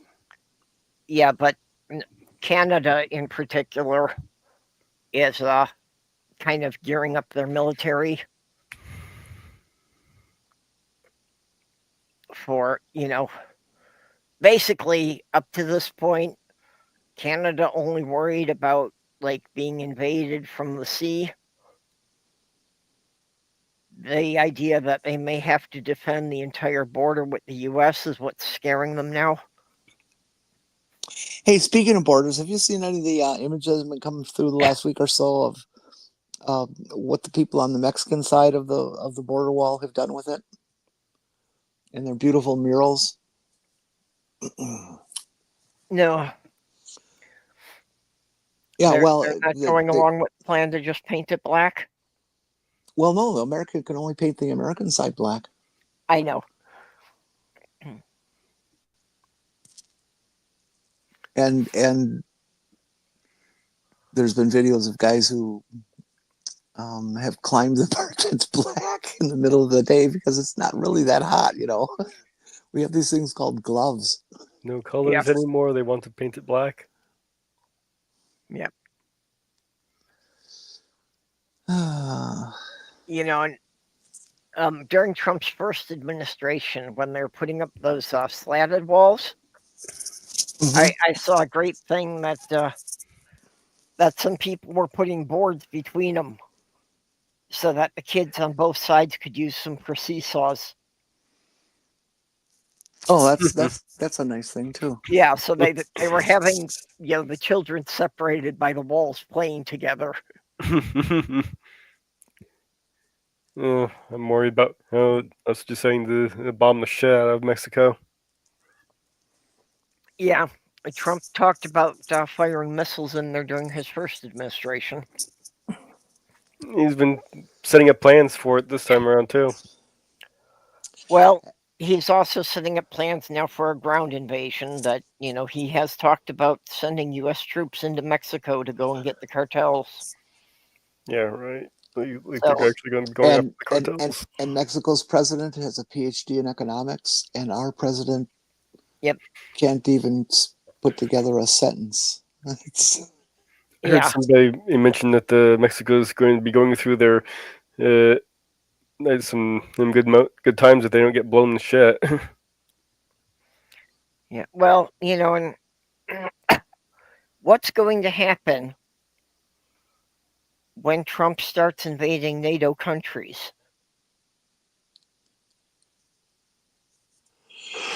Well, NATO's not going to come and attack us. NATO's not stupid. They know that we have more military than anybody else on the planet put together. Well, unfortunately, the way NATO's set up, they can't. That's why they can't stop the war in the Ukraine, because Russia is a NATO. Russia is a member of the treaty. Russia is not a member of NATO. Or not NATO. No, the UN. That's true. But basically, the UN winds up voting on deployment of NATO forces.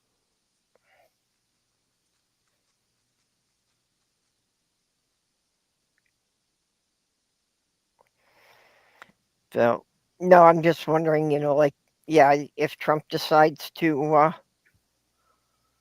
invade, some NATO country, then all the NATO allies are, pledged to try and defend them.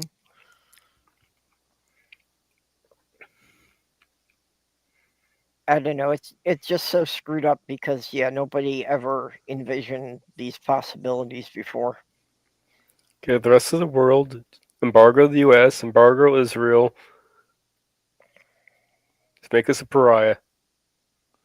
The thing that the motherfucker has done lately that pisses me off more than anything, because it's an absolute direct effect on you and me, directly, not even just some company's going to raise prices or something, but directly on us, is I forget the name. It's got a silly name, but the bill, it's been part of the American law for over 100 years, and it has to do with if you or I, nowadays we would go online and buy something from somebody in, say, Paris or Turkey or Japan or virtually anywhere else on the planet, and it costs less than $800, you don't pay tax on it.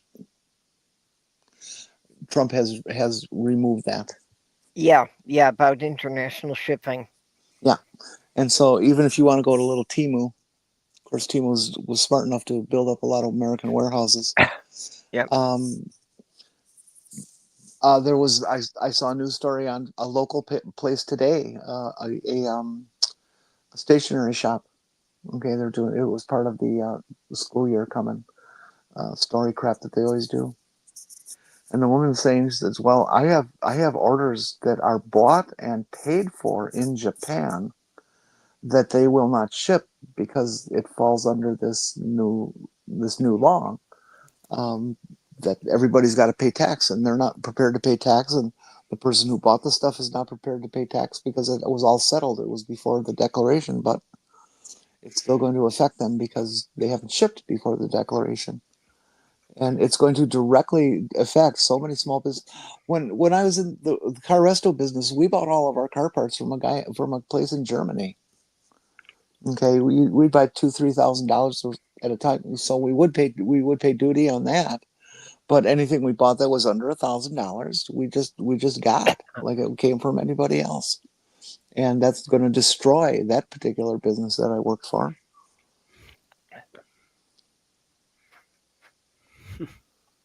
Yep.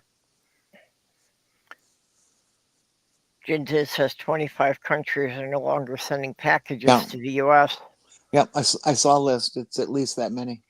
Yeah, well, and I saw a report from CBC in Canada, saying that a lot of Canadian small businesses are basically thinking this is going to be the end of their business because they won't be able to afford to ship packages to the U.S. Mm-hmm.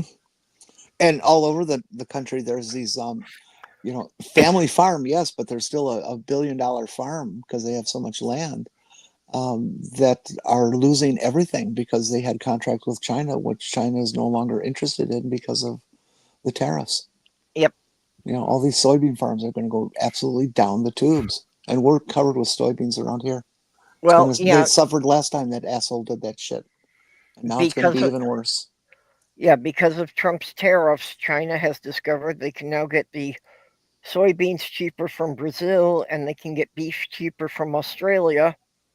So, there's some of our major agricultural imports that no longer have, or exports that no longer have a market.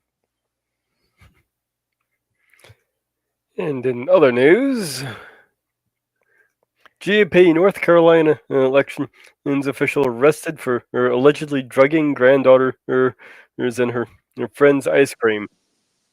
I heard about this, and this is a convoluted thing. Yeah, these Republicans are such honorable people. So they're apparently the girls were apparently about 15, and they were eating their ice cream, and they found pills stuffed in the ice cream. It's basically what it comes down to. 16-year-old granddaughter and a 15-year-old friend. Yeah, I can't. What he thinks he was going to do. I don't know. I think we can figure out what he was planning on doing with trying to drug their ice cream. It seems like every week there is another Republican politician of some sort on some level who has been arrested or being tried for some sort of child sexual abuse. Yeah. The party is just absolutely rife with these perverts. And of course, they blame the trans people for that. And that's another one we're going to bring up right now. This Minneapolis shooting, they love, this person is trans. There's people actually saying all trans people have to be locked up because of this one person. Now, I've heard conflicting reports of some people say, no, this person was not trans. But I also heard a report that the person had actually gone through their court record, name and gender changes. Yeah, they did. Yeah, so I don't know what you believe, and I don't care. It's immaterial. If they're blaming trans people, that's the issue. And the reality is that since 2018, there have been 40. I'm going to get close to the numbers, not exact. 4,123, something like that. Mass shootings. Okay. Mm-hmm.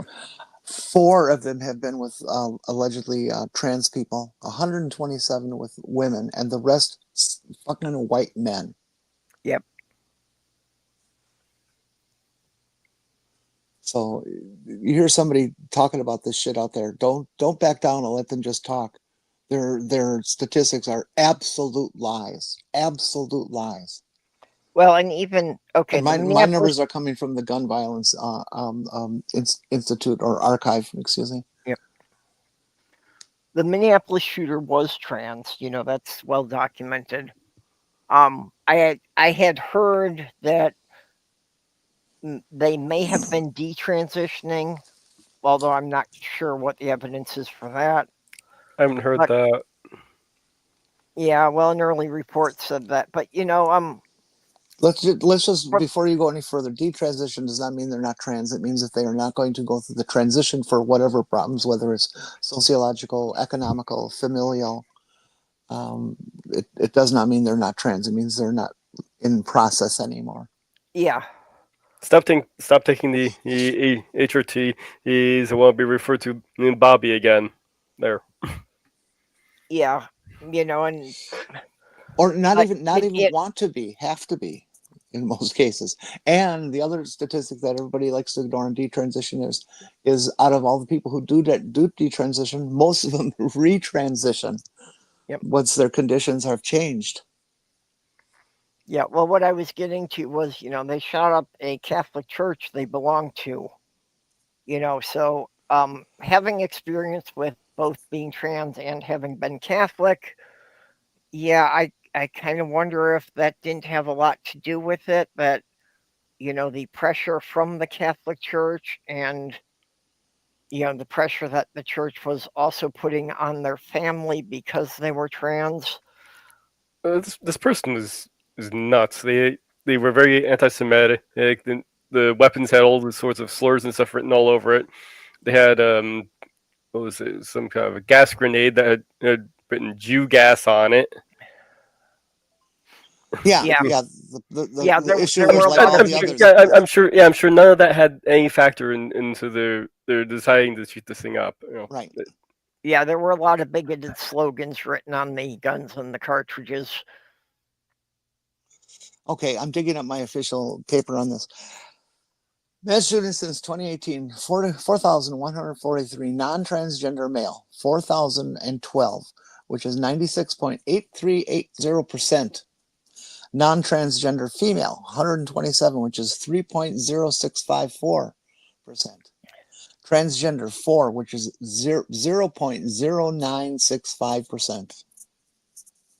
There's your real statistics, folks.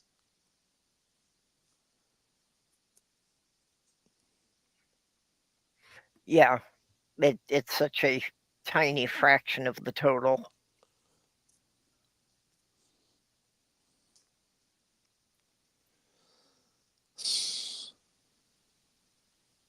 Okay, so Mommy says that there's been one detrans person and one non-binary person in there.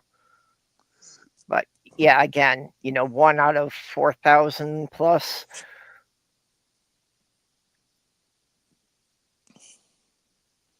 Yep, absolutely, says Nami. It's we had a guy come up on TikTok trying to argue yesterday night about trans issues, and he's trying to spot all these trans statistics from Iran, and say, well, these are all valid. Dude, it's Iran. You know how they treat trans people in Iran? Well, yeah, and there's a reason they have third story windows. yeah, they're immediately, flashing all the headlines about, trans shooter. Why don't we ever see a headline about, cishet white Christian shooter? Mm-hmm.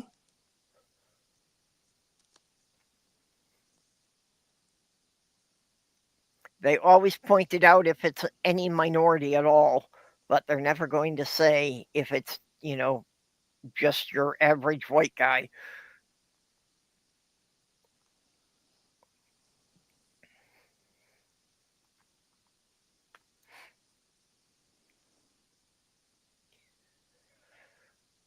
Well, obviously, it's not a sexy enough headline.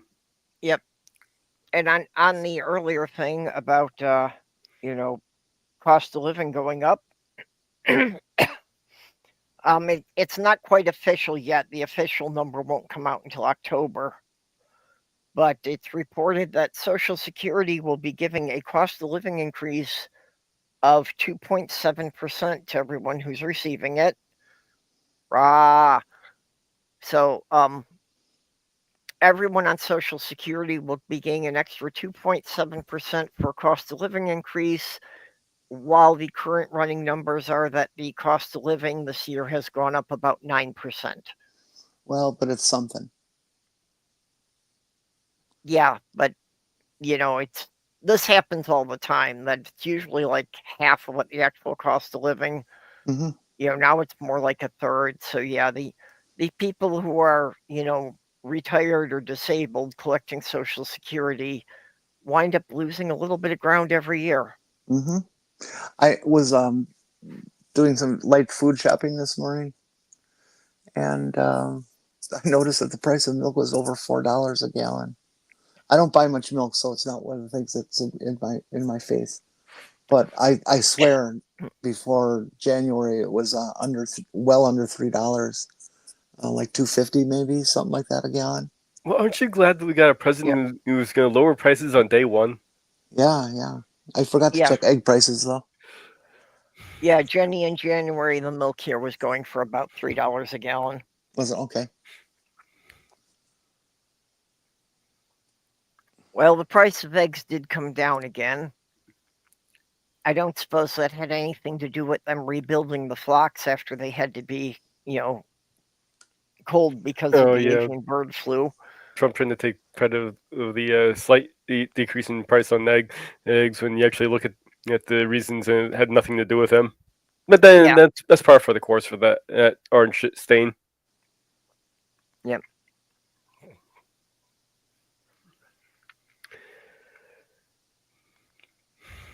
Well, Walmart's already taking credit for it. There's a big sign, I saw by the deli about the drastic rollback in the price of their egg salad. Because apparently when eggs had hit like, $8 a dozen, the egg salad had gone up to like $8 a pound. So now that eggs are back to normal, they basically making a big deal that they've cut the price in half. Normal before the mess was 99 cents a dozen. Yep. Well, it was never quite that cheap here, but yeah, they were like $2.50 a dozen here. What? Yeah.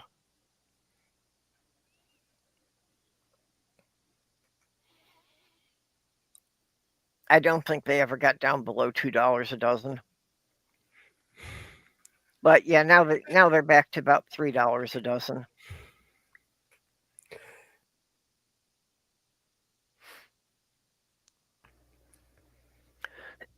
Have any of you ever had the product egg beaters?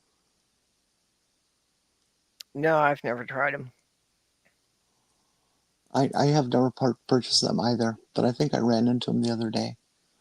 My friend and I went to breakfast at a local Mexican restaurant, which we like very much. Their Mexican food is just it's real Mexican because everybody there is real Mexican. So we expect them to be shut down at some point. But we ordered breakfast there, and their breakfast has never been like real greasy smooth sterling type of breakfast. It's always been these guys didn't grow up with this kind of food sort of breakfast. But I ordered an omelet, which I usually don't, and it came through, and the whole thing was, first of all, it was like thin like paper. Excuse me. And it had that yellow appearance of a typical omelet, but the texture was exactly the same as an egg white, except it was yellowish. And I'm going, this has got to be egg beaters. This can't possibly have any yolk in it. It was just awful. And I'm never going to have breakfast there again. Well, I wouldn't be surprised if, when the egg prices shot up, they stocked up on the imitation stuff and they're still using that stock. Yeah, well, it's pretty awful. And I was just wondering if anybody else has had egg beaters that could substantiate my observation. No, but I have had an awful lot of the powdered milk over my life.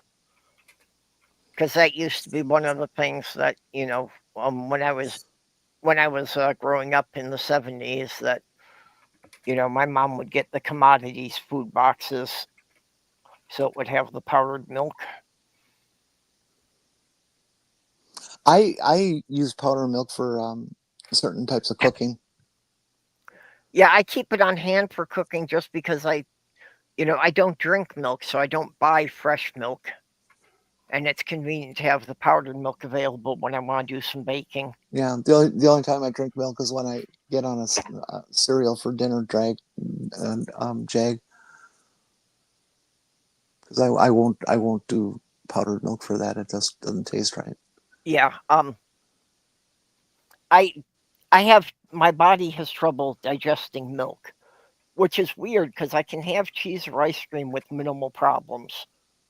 But if I just drink a glass of milk, I've got problems. Oh yeah, Tube and I had heard about this. A guy who had a restaurant called Trump Burger, that it was all Donald Trump themed. And he got arrested by ICE because, yeah, he happens to have brown skin. I don't remember what nationality he is. Mexican. Yeah. But yeah, he had been running a successful small business worshiping Trump. So it really was called rid of Trump him. Burger. They're absolutely correct in that. Trump Yeah, Burger. That was literally the name of the restaurant, yes. I refuse to feel bad for those people. I feel kind of bad for some of the farmers who are losing their entire family farm because of Trump. Yeah, and whining about, well, I voted for him and I didn't think this. Well, you were warned, but that's losing a centennial farm because of Trump. That's a heartbreaker. Because some I do not corporation's feel just going to bad. come in and buy it, and it'll never be family farm again. I do not feel bad about anyone who voted for Trump because they asked for it. They should have bothered to find out, because Trump is doing what he told them he would do. It's not even like Trump deceived them. It's not even like he said he would do one thing and he's doing something different. So these are just people who did not think about what the ramifications of him doing exactly as he promised would be.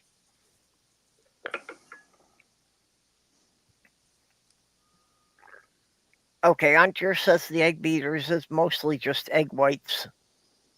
Yeah, that I'm aware of. But I was just wondering, did they, chemically add to them or to change their texture so they're more like in a blended egg? But blended eggs have air in them, and you could definitely taste the yolk in them. And and these things were literally just yellow rubbery paper. Yeah, Antir saying that they had some extra ingredients for texture. But I didn't know that they even had egg whites in them. I thought they were all like completely artificial.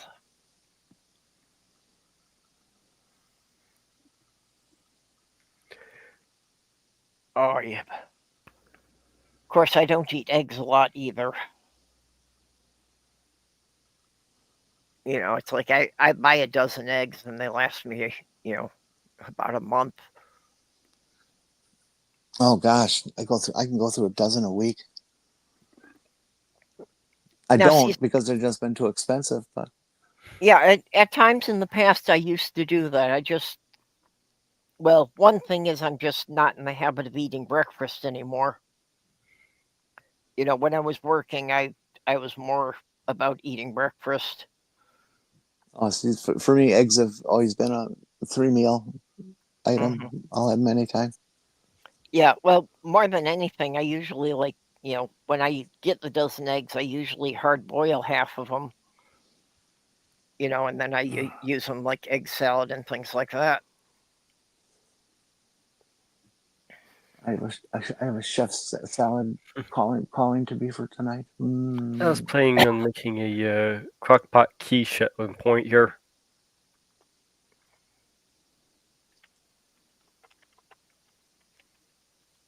I've never tried to make a quiche. Oh, it's easy. It's just a pie crust filled with egg. Okay, I had to look it up, and just because I was sure there was one, and of course we've already missed it. National Egg Day was June 3rd. Oh, it will be June 3rd in 2026. And it is pronounced quitchy.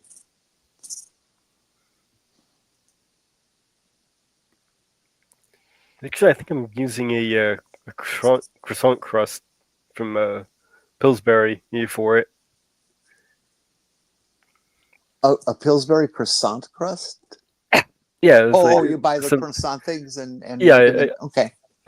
Whatever I got, it comes in like a little sheet of this stuff, and it was a little bit it was a little bit smaller than the regular pie crust since I have a doing a small crock pot, Mm-hmm. so I got that instead. I modified Pillsbury Crescent crap once. You know, people out there aren't cook type people. A croissant is basically just like whatever dough you're using, and it's layered with butter. And the idea is you fold it over, and so you increase the density of the of well, I shouldn't say density, but the thickness of the dough with all the layers of butter and stuff that are in there that have been chilled, and so they don't melt Hmm. to become integral with the dough, but they have little pockets of flavor. I've taken Pillsbury crescent dough and rolled that out and mixed in, chilled grated butter and built it up the way you would a normal. And they turned out pretty damn good. Of course, you only get about 4 per pack Yeah, because you make them normal size, not these little micro things. yeah. Well, it's when you cook them, and as the butter melts, then it releases air, and that's what makes the dough fluff up so much. Yeah, That's so what makes them so yummy. light and airy. They're so yummy. They are. They are wonderful. Even, I don't buy them anymore, but when I would go to Sam's Club, they would have this package of croissants. I think it was like 12 or 24 or something like that. Croissants for a real bargain price. And they were pretty good. They weren't micro croissants. Um, but they're clearly not homemade either, but they were pretty decent. Yeah, yeah. There's one from I forget which bakery around here it is that makes them for the grocery store I go to. But yeah, they're pretty good. I sometimes buy the 6 pack of the croissants, and I really do like them for making sandwiches. Duck egg sandwiches. I've never had one of those. No, Duck I egg don't know if I've ever sandwich. had duck eggs, but from what I understand, the duck eggs have a much larger yolk than chicken eggs. Never had duck eggs. Yeah. I'm not sure how they make them, but that Chinese food of what do they call it? 1,000-year-old eggs. Dogs won't eat those. And my thousand rule year is if a old dog won't eat eggs. it, neither will I. Yeah, that that was how I felt about lunch meats. That I realized that there were some brands that my cat wouldn't eat, and it's like if my cat doesn't identify this as meat, I'm not going to eat it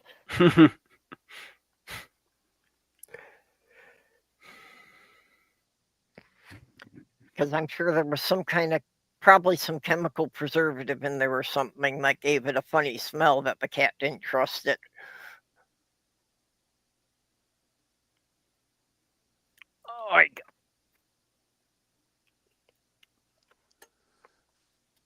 Oh, oh, Oh, pardon me. Ugh, God, that was a big yawn. Croissant. Ooh, I made a heartless meme last week or the week before. Oh, Yeah, it was really lots of fun. I thought I put it up on the DM. It was of our lovely victim on January 6th, that Ashley Babbitt who was shot. That picture of her that goes around, and I just wrote on it, quote, "I should have complied, but now I'm dead."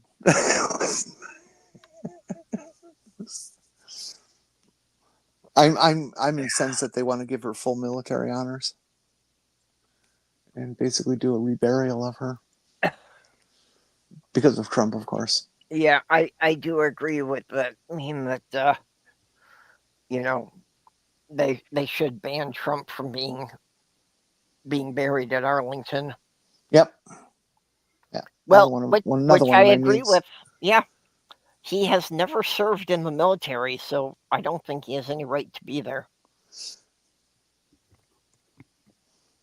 Well, I don't know if there's other presidents buried there who did not serve in the military. I'm not sure. I'm not sure either, and I'm thinking it's just tradition that all presidents get buried there, whether they've been in the military or not. Well, because technically, as president, he's commander in chief and head of the military. But yeah, Trump certainly does not deserve to have those kind of honors. I think they should be buried next to his wife. That's what I was gonna say. Yep. Is it Ivanka? Yeah, Whatever. his kids should bury him on the golf course. Yeah, and take just as good care of that grave as he does hers. Do you know why he buried her there? Yeah, because he got a tax write-off by calling it a cemetery. The entire property is has a certain tax-free liability because it's a cemetery. Okay, only two presidents, William Howard Taft and John F. Kennedy, are buried in Arlington. Oh, really? I saw I Kennedy's thought there were grave. many more there, huh? I saw his grave when it was the first summer after his assassination. Most presidents have chosen to be buried in their home states. Okay, well that makes sense, but yeah, I see. But Trump's thing is nobody wants him as their home resident. New York certainly doesn't. That's what we got to do. Let's get New York to ban him being buried in the state anywhere.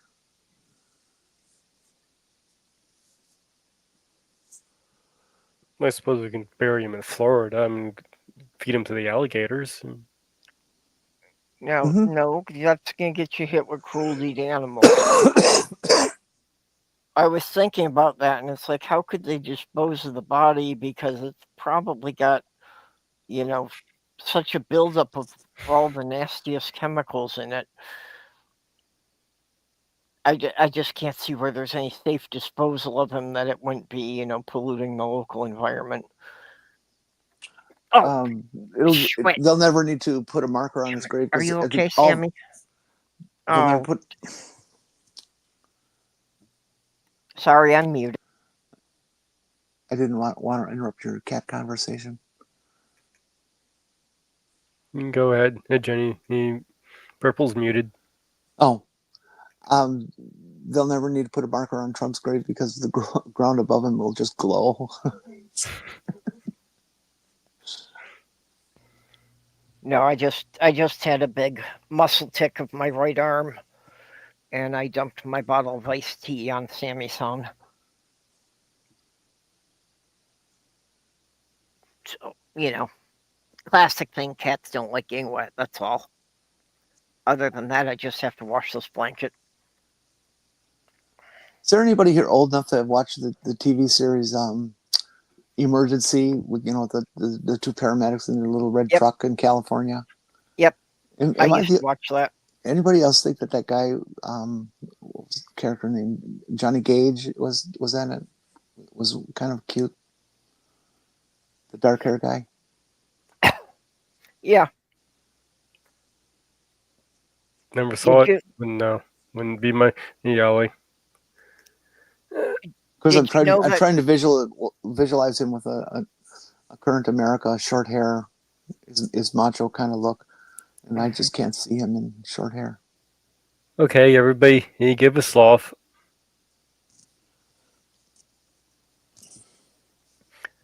I walked by a duck farm the other day and saw a sign that said duck eggs. At first I thought that the comma shouldn't be there. Then it hit me. Okay. Yep.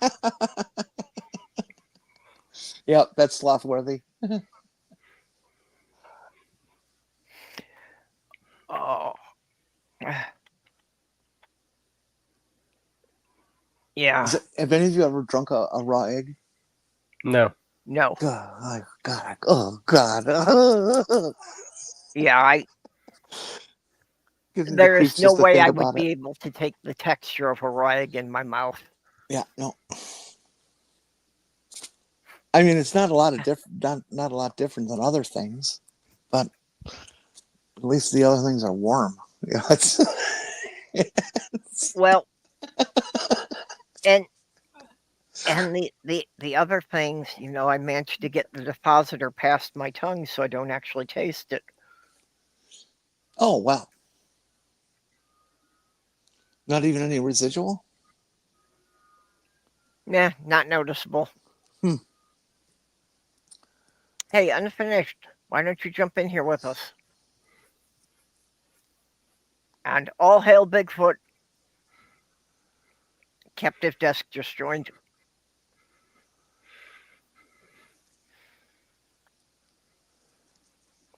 I backed up and updated both my phone and my iPad. Monday, was it Monday? Yeah, Monday. And it took almost 6 hours to do both of them. It's been such a long time since I backed up. Yeah, I generally haven't done that, but I want to upgrade my phone, so I'm gonna have to back it up so that then I can, download all the contacts again into the new one. The phone was around 8.6 gig for backup, and the iPad was about 15 gig. Yeah. And then I had to upgrade them both in their operating system.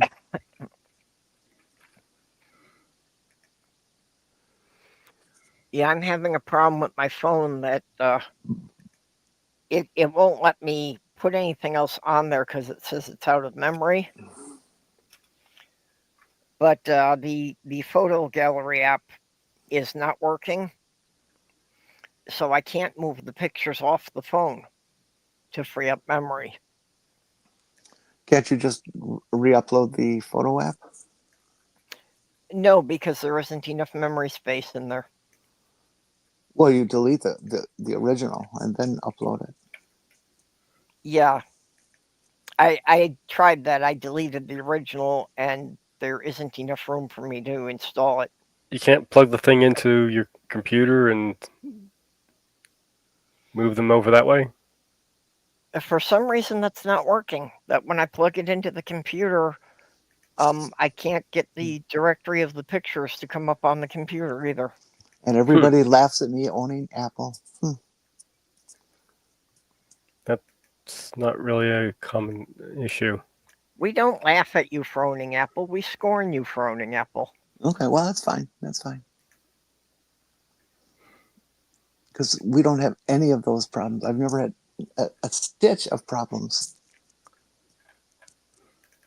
I guess that's what they mean when they say seamless. Yeah, it's not a big deal, except that, I'm going to wind up losing some pictures to upgrade to a new phone, and I hope that I don't have any pictures of Sloth Girl in there that aren't already on the computer. I don't think so. Well, I think they're small. If you would like, why don't you upload those to Discord and have them up in a library in Discord, and then so if you do happen to lose them, you can at least get them back. Well, can I do that in Discord and make it a private library, or will everyone who has access to my server be able to see them? You can send it to you can send it to yourself. Yeah. I know on Twitter you can send stuff to yourself. Yeah, just because most people online never saw her face, so I don't know if I should between those anywhere that people that she did not reveal herself to would see it. Well, Are you she's no longer here. It's kind of a moot point. are you also able to maybe email them to yourself? Yeah, I'll have to try that. I didn't think of trying to email them. I'll try doing that. Or just get a hold of Google Photo or something like that and upload them there, which is what it's intended for. Yeah, temporarily put it on a cloud and then move it over that way. It works. Yeah. I have 2 online backups. I have the Apple cloud that they offer to subscribers, and I also subscribe to Dropbox. Yeah.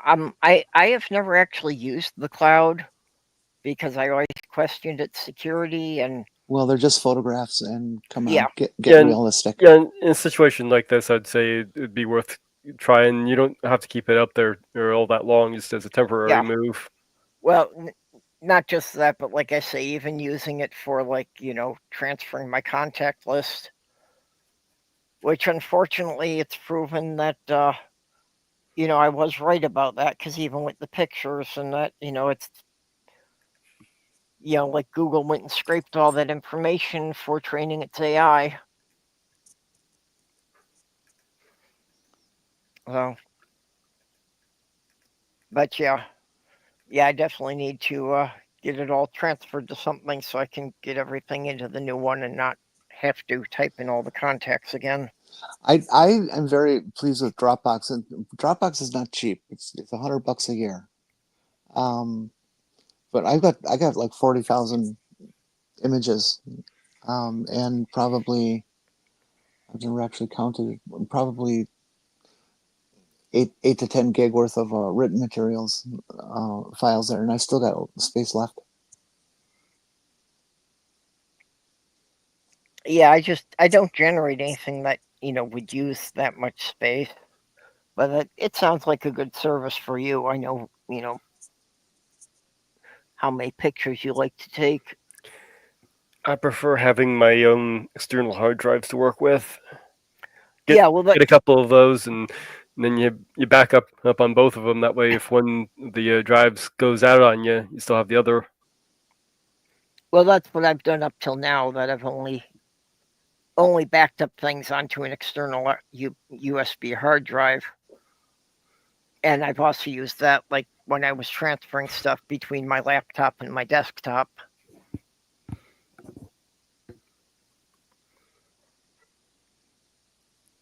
Well, there are ways to deal with it. I mean, just protect yourself with your data before you try deleting this or that on anything, and you should be okay. Mm-hmm. Okay. And turn off sync, because on a lot of places synchronizing means that if you delete it from A, it will delete it from B. Other places don't necessarily do it that way, but some do, so you have to check. Okay, so Unfinished is not on his way home yet. Yeah, I've always had sync turned off on my phone. Like I say, I minimize how much my phone can access the internet.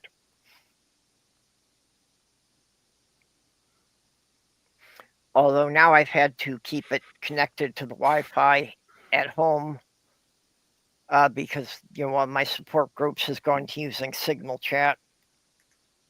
So just to keep up with stuff in there, I have to let it have the Wi-Fi access when it's just sitting on my table. Yeah, sure. It's some trans group, and you're all on Signal so that you can infiltrate Pete Higgs's Defense Department and steal their battle plans. Yeah, that's what you're doing. Well, it is a trans group. Well, exactly. You can't trust those perverts. As far as infiltrating Pete Hensick and stealing his battle plans, I didn't think that was necessary. I thought that he always invited at least one random person to leak them. Yeah. Wasn't there a story about that this week, that it was another random person who got added in there that they didn't know who it was or something. Oh no, I hadn't heard that. Seems reasonable. I don't know. I just saw a headline. I didn't read the story, so I'm not sure how that was. But yeah. But you can't trust him anyways. Man doesn't wash his hands. How can you?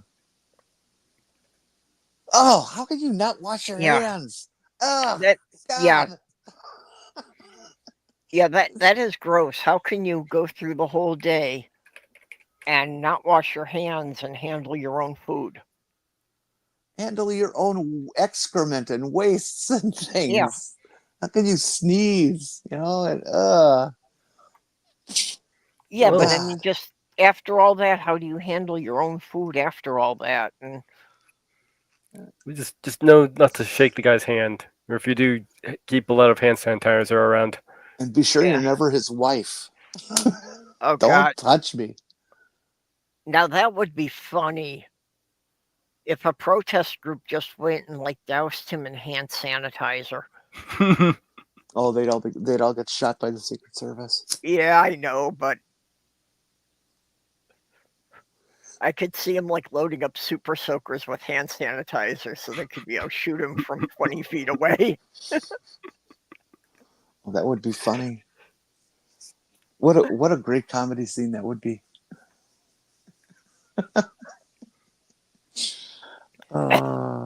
Well, we should send that to Stephen Colbert now because, since he already knows that he's canceled at the end of the season, he doesn't care what he says anymore. Jer, if you're still out there, send me the link to that quote of Hegseth. I think I'm going to advance that to Colbert and make some suggestions.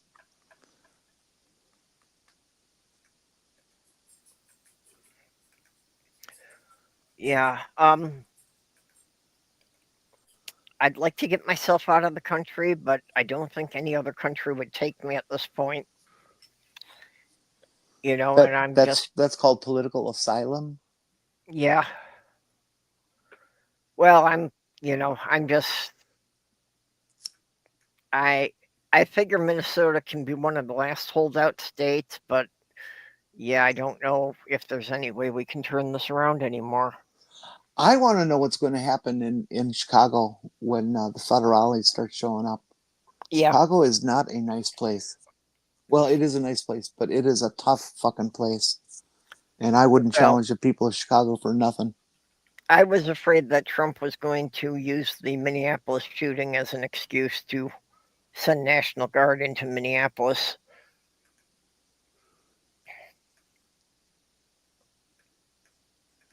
Yeah, Trump thinks our governor is such an incompetent person. Well, no, he hates him strictly because he is a competent person. Well, of course. And he has managed to piss off a lot of the Republicans because he was going and doing town halls in the Republican districts. And, telling these people which bills their representatives have actually voted for.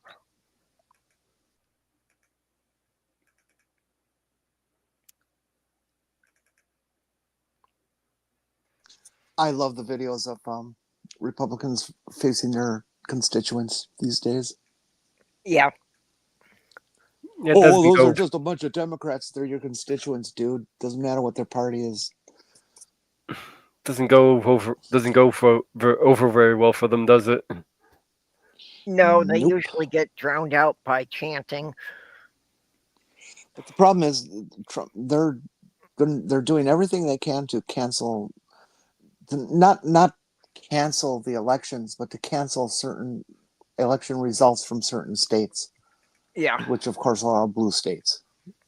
Yeah, well, and Trump signed an executive order about voter ID, and granted, it's not a law thing, but it just again shows that they're trying to pass things that will make it much more difficult for minorities to vote. Or the other way to look at is passing laws to make it possible that they win regardless of who votes and how and where. Yeah, well, they're doing both. Yeah, we now have third world despot elections. There's never going to be another legitimate election in this country. Never. Yeah, and I'm pissed at the Democrats for not pushing back on this shit. They can't. They're powerless. They don't have the majority. There's nothing they can do. They can't do it with votes, but why aren't they making more noise about it at least? Well, that I'll agree with you. They're pretty stupid that way. Yeah, why aren't they, getting more public outcry about this? Well, because probably it doesn't poll right for them. It's why the Democrats have deserted LGBTQ. Is because Trump fucked around with us so bad that people actually believe his bullshit, and so they say, well, it's dangerous to support that in elections now. Well, it's only because you sat back and did say it was bullshit from the day one, and it started producing that crap. Well, it's because for the last 50 years, they've kept trying to court what they thought were conservative Republicans to get them to flip, and in the process kept disenfranchising more and more people on the left. Move to the center. Yeah, that gets us everywhere. Yeah, well, they've moved past the center. They're soundly on the right now. So we have our choice between voting for right wing or extreme right wing. Just because the Democrats don't want to upset their corporate donors.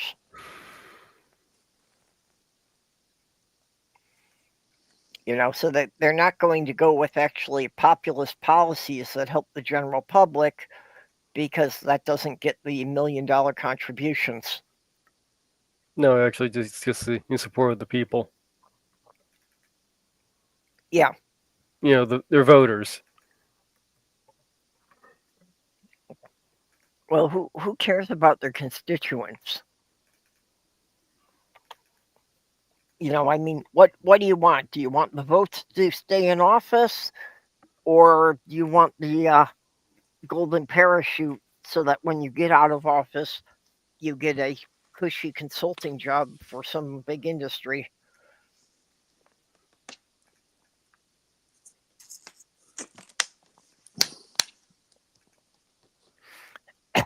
See, that's not much of a requirement for most Congress people anymore. They've been doing so much insider trading so heavily and making millions upon millions within a span of a couple of weeks. Yep. Between when their committee meets and when the stocks shift, that fucking idiot Marge Taylor Greene went in without virtually nothing, and now she's worth like $6 million just from insider stock trading. Yeah, well, that's the real crime of Congress. Yep. Yeah, if they have the information about which bills are likely to pass and which ones are likely to fail, it's even worse. They write the bills to make their advantage even greater. Mm-hmm. Fuckers.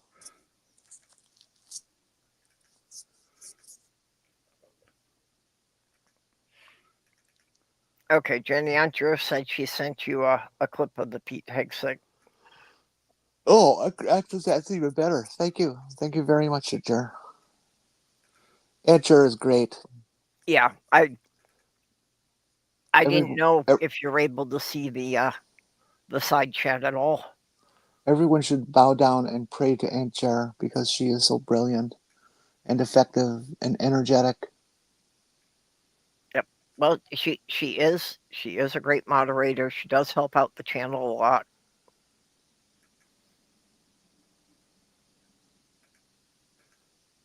And she's humble.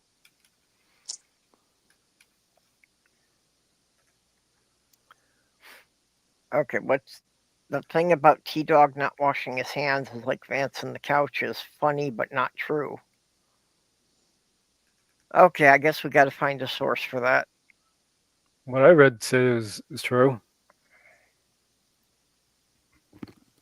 Well, like I said, I guess we need to look what the source of it was from. I'm treating what's true and not true very differently than I used to. I used to take that very seriously. Mage would be one for was really good at correcting me and making me see things I didn't see before. But Mhm. now I don't care. I mean, these people, and this is very personalized, they have destroyed me as a trans woman so badly that why should I care about anything I say about these fuckers? I don't care if it's true or not. If it hurts them, I'm going to do it. Yeah. I hate these people. Well, going with what's true makes it more impactful. If you go with what's not true, it can actually backfire on you. Yeah, but nobody pays attention to truth or not anymore. Even our side. Okay. Well, Jin said he said And it that's a on big live problem. TV. Yep. Jen said Well, what? Jinzu said that he said it on live TV. Oh, Yeah, I just found the clip. Yeah, he definitely said it right there in Fox News. Yep. Yeah, Andrew said so too. Okay. Angela, I will stick with energetic, and I say use that term relative to those things that I've known you to be involved in, and your effectiveness at getting something done. Fair. I don't think I've washed my hands for 10 years. Really, I don't. I don't want to play the whole thing, but it kind of there he is saying it. Okay. Can we point out that if he hasn't washed his hands for 10 years, that means that through the entire COVID pandemic, he never washed his hands once? Probably. Well, according to what he said, if he hasn't washed his hands since 2015, that would cover the entire time of COVID. Remember, these lunatics are going around and purposely coughing on products in the grocery store that you have to pick up, and gladly coughing at people, and just Yeah, but there was a guy who purposely did a YouTube video of that he was like wiping his nose and wiping it on products in the store, and he did it on a YouTube video, and they went and arrested him. Then there's the idiot who's doing the COVID challenge where they're licking doorknobs and toilet seats. great. Yeah, COVID aside, when would you ever do that? Even forget the toilet seats, Well, but just, licking doorknobs. but there are people who would do that, and generally they're in middle school, and a bunch of the little bullies on the playground, and they're very immature children, and they think that kind of stuff is cool, and they just haven't changed since then. Yeah. Yeah, this was among the younger crowd. I think in their 20s or teens. And that's the other thing that I'm just absolutely livid at is this whole attitude from conservatives and MAGAs, and the whole gang. No, no, no, no, no, no, no, no to everything. It's like, have you ever heard a 2-year-old? And they're no, no, no, no, no, no. It's you guys are no different than a fucking 2-year-old, and you haven't grown up. Well, have you seen how Trump dances? It's like a toddler. Oh yeah. I get the creeps every time I have that vision in my head. It is just so revolting. Yeah. And now they do it at his rallies. Because they know it bothers a lot of us on the left.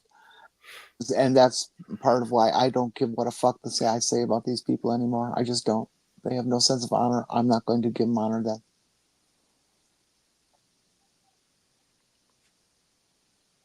Yeah. And Tsunami, a lot of people who don't have access to running water, will still at least wash their hands by rubbing sand on them.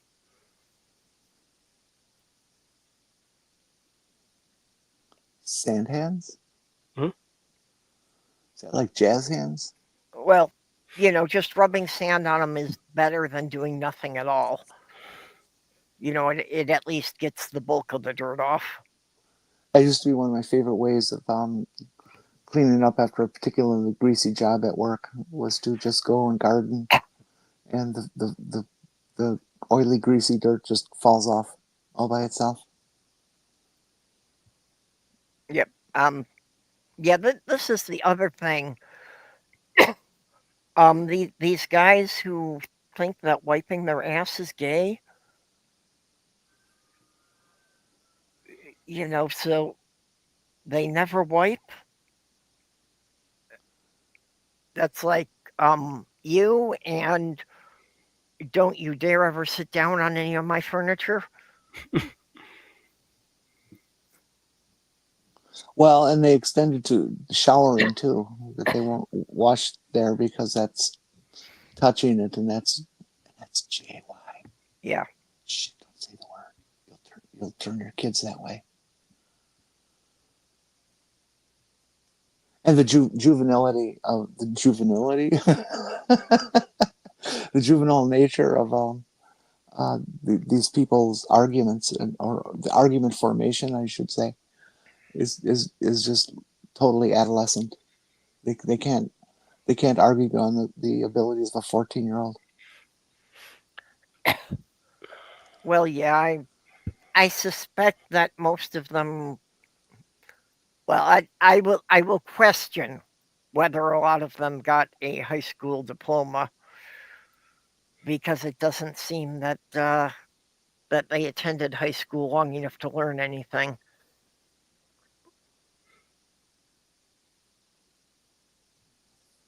What time is it here? Ah, there's unfinished journey. Okay, you're driving home now? Yeah, I'm riding shotgun with my brother. Hey, brother. Hello. Hello. Hello. Okay, How so are you're you? just riding. For a moment there, I thought you had a British car. Nope.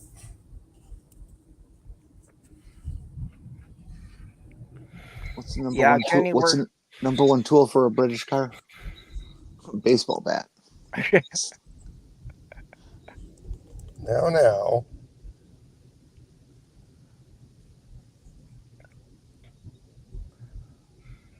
Yeah, we're going on 5 o'clock here, so we've been going a good while. Journey, there's a reason why they call Lucas Corporation the Prince of Darkness. Yeah. And you know why the British drink warm beer? They have Lucas refrigerators. Exactly. You know what? Back when I had a white German Shepherd. Her name, just a beautiful, wonderful German Shepherd. Her name was Bosch. After Bosch Company, the German electronics geniuses. Yes. And I always wanted to get an all black Shepherd and name it Lucas. And nobody would get it except my car buddies. Yeah, I get that. It's all your frame of reference. When you say Bosch, the first thing I think of are staple guns. Staple guns? Oh yeah, Bosch has been great for making staplers for since like the 1980s at least. And there was also the Renaissance painter, Hieronymus Bosch. Mm-hmm. I found a guy early in the internet days. There was a guy in I think it was China, who had a website going where he was selling forgeries of Hermina's Bosch. I call them forgeries, but they were oil paintings that they duplicated Bosch's held pictures and all that stuff. And I always wanted to buy them, but he wanted like $50-$60 a piece, which isn't much money when you think about it for a painting and the labor that goes into it. But I just didn't have that kind of cash to spend on something like that. He was doing reproductions. Yeah, and they were really good too. Yeah,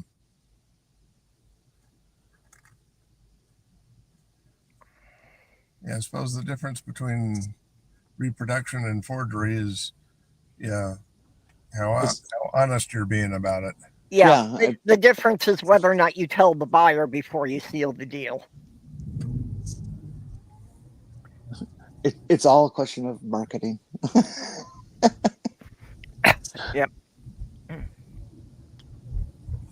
Oh yeah, Bosch makes some really good power tools now.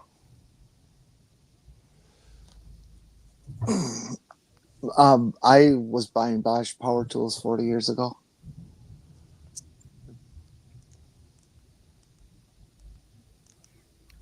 I had seen them in the stores, but I wasn't that familiar with them that long ago. They did turn out some, some good stuff. That they pioneered some new tools. My first battery powered drill was a Bosch. Yeah, I considered getting into the Bosch lineup, but at the time, they just didn't have as many tools that worked off the same battery pack. But I fell in love with Bosch because of their automotive division, and I mean they were the first with digital motor electronics, and just the advanced nature of their R&D and what they put on the market was marvelous. Yeah, I wouldn't know anything about the automotive stuff, but yeah, I saw they were putting out contractor grade power tools in the 80s. I got to the point with Bosch fuel injection systems, the earliest ones, like 76, 75, 76, that's 84 when digitals came out. Mm-hmm.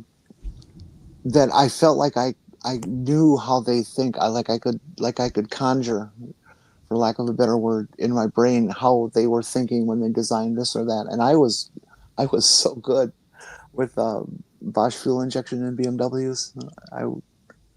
Other professionals around the country were just in awe. Honest to God, I'm bragging, I know, but it was true. Well, I was aware they made things like spark plugs for cars. I didn't know how much else they made. One of their injection types, the CIS injection, that they had, it had this mechanical device. This is when things weren't just pure electronics, but it was electromechanicals.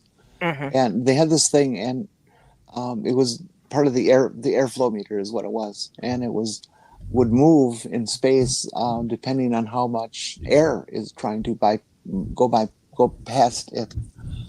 And these cars, as they aged, like 5-6 years old, started having just incredible difficulty starting cold. They just would not start cold. And everybody in the business was just, what the fuck? BMW even came out with an add-on relay and wire harness set. They said, oh, well, this will cure it, which it didn't. And I figured it out. I mean, I guess it just needed cleaning. No, this plate would get out of adjustment and it would drop down about 1.5 to 2 millimeters lower than it's supposed to. Mm-hmm. And it wouldn't start cold as a result. Yeah. And when you readjusted the plate to the stock height, boom, problem solved. It took about 10 minutes to fix one. And of course, I charged $1,000. No, I didn't. We usually did it for free for our customers. Well, see, Jenny, and this is why you don't own a house and have investments now. You were lowballing yourself. Well, yeah, because, I'm a socialist, not a capitalist. Yeah, but I mean, especially when you were, repairing BMWs, that, if you're repairing Chevys or Fords for the average family, yeah, you can't get away with charging that much. But if somebody's buying a BMW, they would have paid it. Yeah, but you see, in the earliest days of the 2002, which the 02 body came to America in 1967, 68 officially, but 67, and it wasn't imported by BMW. They did not have an American division. There was some individual out in New Jersey who did all the importing for the entire country, just some individual. Mm-hmm. The 1600, the 2002 series, the E10, was just this crappy little bare bones vehicle. They had ozite for carpeting. Okay. Their luxury items were a radio and a heater. They were not a luxury car that they are now. What was ozite? Pardon?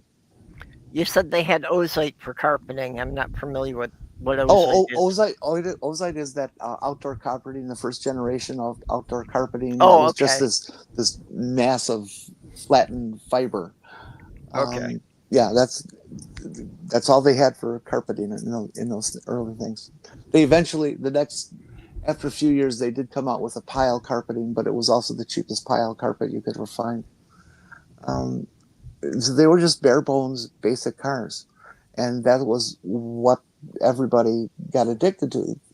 The first generation of BMW junkies in this country were technical obsessed people like me, because they were just so cool. There wasn't a factory behind them fixing them. You had to do it individually.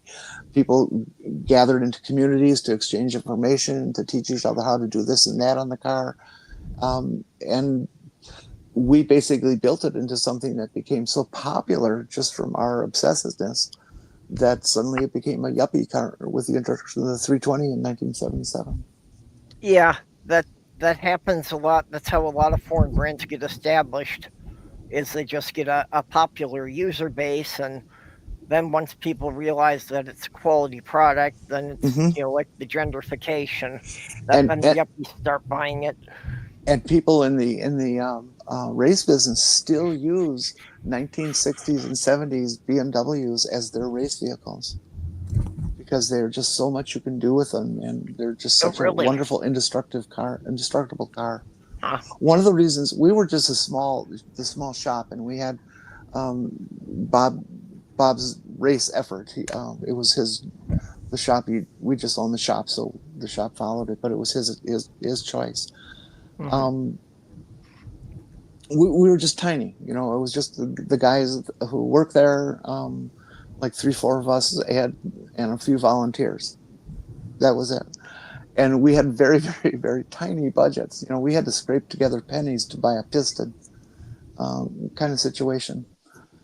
And even with that, we would build our engines and stuff for those, and they would last an entire season, which in amateur racing is a feat.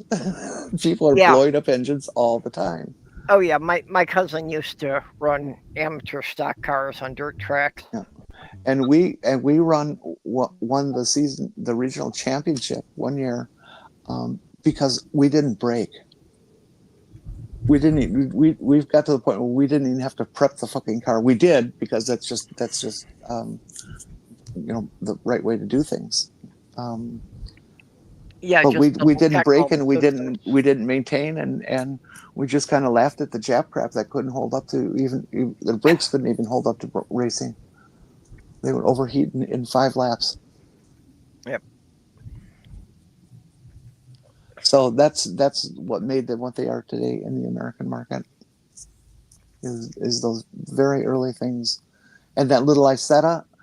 The Isetta made it possible for the next generation. The BMW 700, which was a sport coupe, and that did so well in its day in Europe. It never was really brought here very much. Is financing well enough that they were able to get into normal sized cars with actual multiple cylinders. Yeah, I said it was a 1-cylinder car. Was it really? Yeah, it was a lawnmower engine. Well, it was a motorcycle engine, but it's no bigger than a lawnmower. Well, I didn't realize it was a single cylinder, though. Yeah, 300 cc's.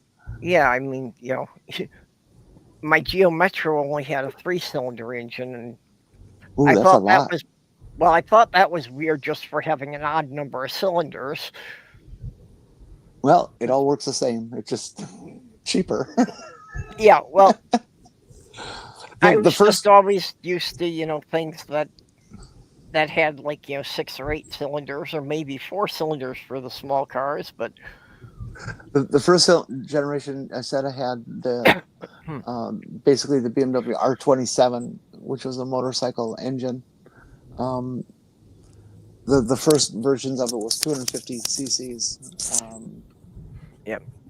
But the next year, the second year of them, they came out to be 300 cc's, and that was the R27 motor. The next generation, of the Isetta 300 series was the Isetta 600 limousine, where they not only had the door in front, but they had one on the side and a back seat. Yeah. Now you're getting fancy, and that had a 2-cylinder engine. But it would hit 60. Just for reference for the people in the side chat, Some of the big Harley bikes and like the Honda Gold Wings, some of those actually outweighed my Geo Metro. I believe that. Those things are pigs. So Jenny, Yeah. um, so what year did you win the regional championship? Oh, I don't remember. It was And was that SECA? it was SCCA, just Midwest Council. Actually, it's not SCCA. It was Midwest Council. It was even lower level than true SCCA regional competition. Okay, so you wouldn't have qualified to go to the national runoffs then? We were to the national runoff several times because it wasn't just qualifying. It was would you pay the money, and those were at Road America, our home track. So we always went to those because that was Bob's personal dream, was to drive racing at Road America, and that's what we did everything else to achieve. And we never placed better than third in any national event because those guys have been very serious money. So, and this would have been, I mean, not exact year, but like 80s, 70s, 80s. Okay. Mm-hmm. The Road America or Road Atlanta? Road America. Okay. Elkhart Lake, Wisconsin, 4.3 miles. Gotcha. So you would have been going to a national event, but not the national runoffs. No, we couldn't afford that even if we were qualified.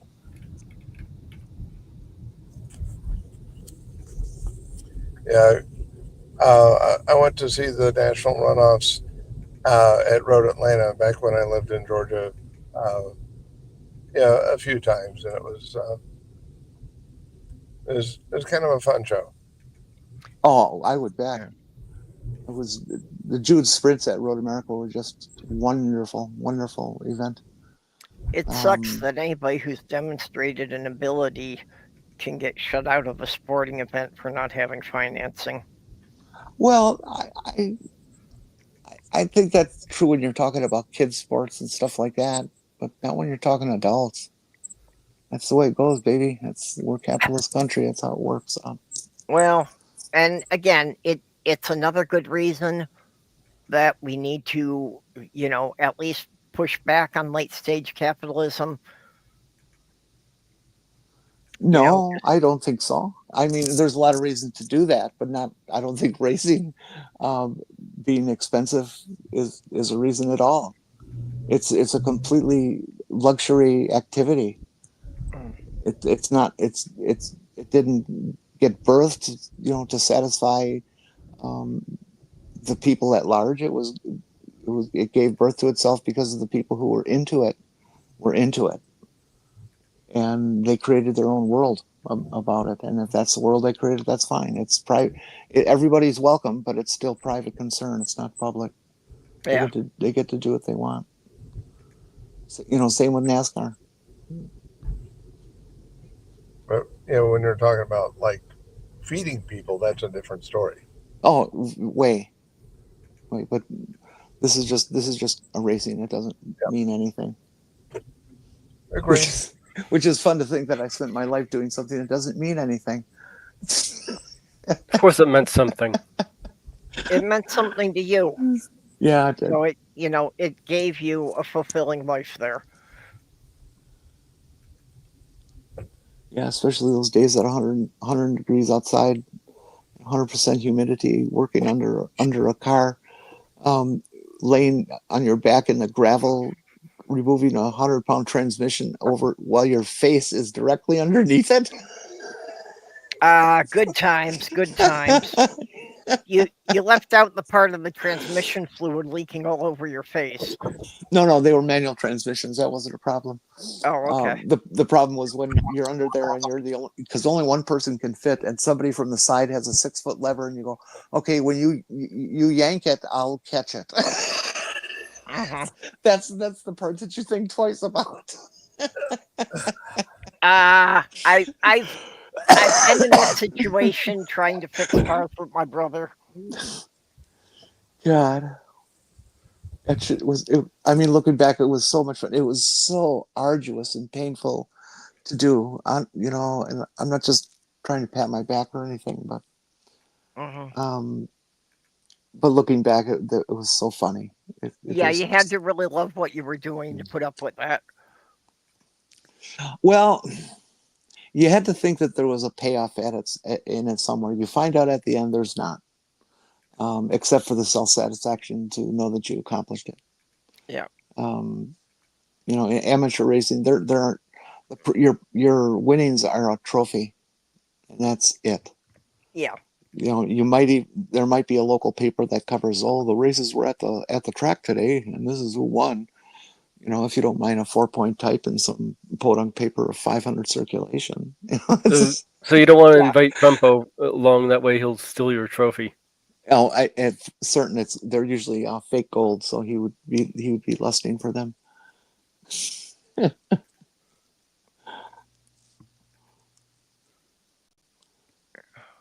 Well, we're right at the 3-hour mark, so I think maybe we should wrap it up here for the day.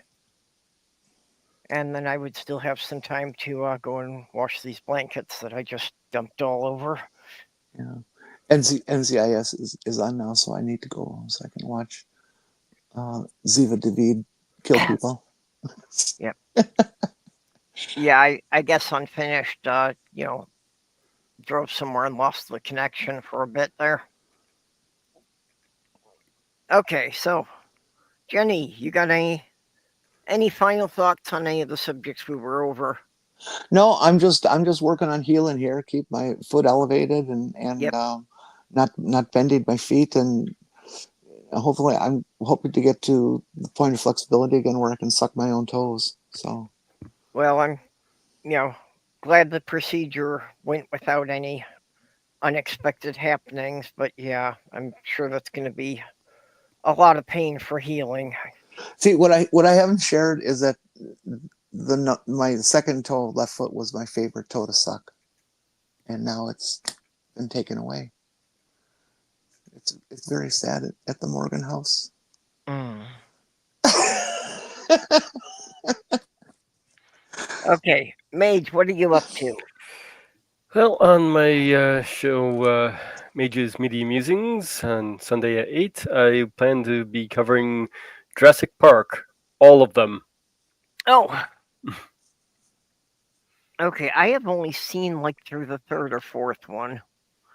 I forget which one. I binged the whole thing this week. How many are there?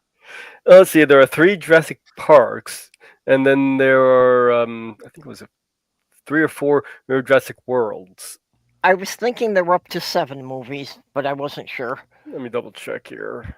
Let's see. Jurassic World, 1, 2, 3, 4. Yeah, 4 of them. I know I saw the first one. I don't remember if I've seen the second one. What was that one about? They go to another island. Yeah, the second one was where the Spinosaurus came in. Was Laura Dern in that one too? I never remember actors. She was the hot professor in Jurassic. No, she was in the third one. Okay, well then I've never even seen the second one. I've only seen the first. Yeah, the second one was with Malcolm.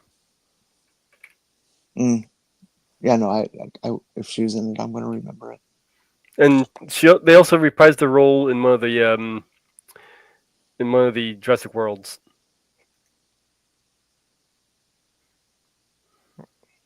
Okay, so this Sunday you're talking about all the Jurassic movies. Yep.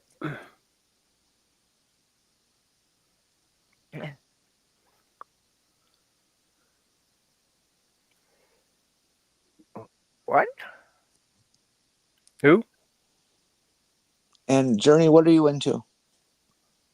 Demon Orb said the last Jurassic had my helicopter and I worked on and watched them shooting the scene. Oh, really?